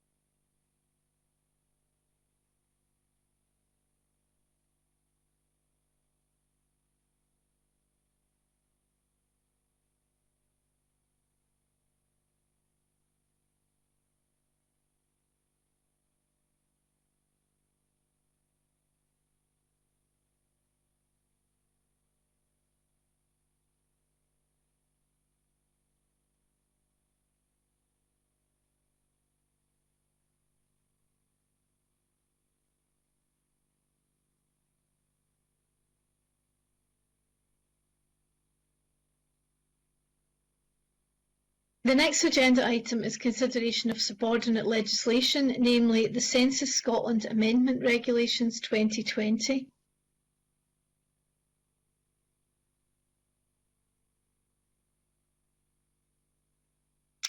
The instrument is laid under the negative procedure, which means that its provisions will come into force unless the Parliament agrees to a motion to annul it. No motions to annul have been laid. The Delegated Powers and Law Reform Committee considered the instrument on the 12th of January 2021 and determined that it did not need to draw the attention of Parliament to the instrument on any grounds within its remit. Do members have questions or issues that they want to raise? If you do have a question or issue you wish to raise, please type R in the chat box and I will bring you in.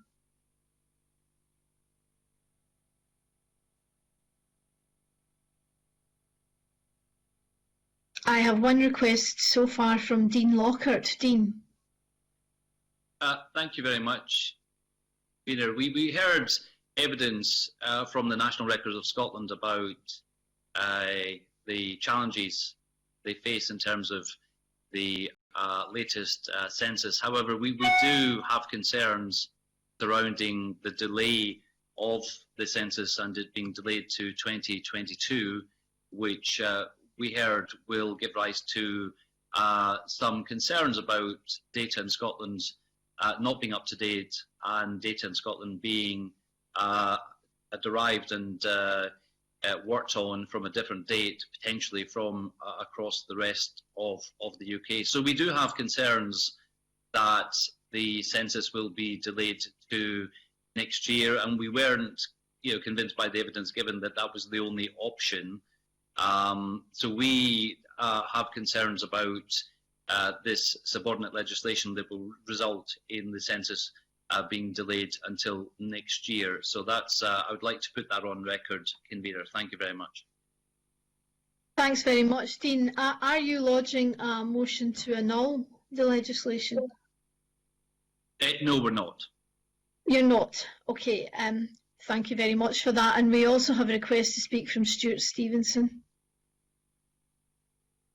I hadn't intended to speak, Convener, but I only speak in terms of balance, in that I think the government has worked very hard to come up with a robust approach to what's a very important statistical exercise which underpins much of public sector and private sector planning, and I'm very content to support the proposal that's before the committee without reservation. Thank you, Convener.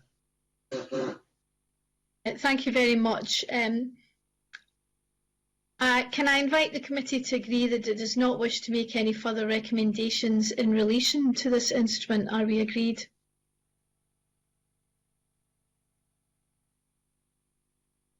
I think we're all agreed. And that concludes the public part of this morning's meeting. I will allow a couple of minutes for members to have a comfort break and move to Microsoft Teams when we will consider evidence in private session. Thank you.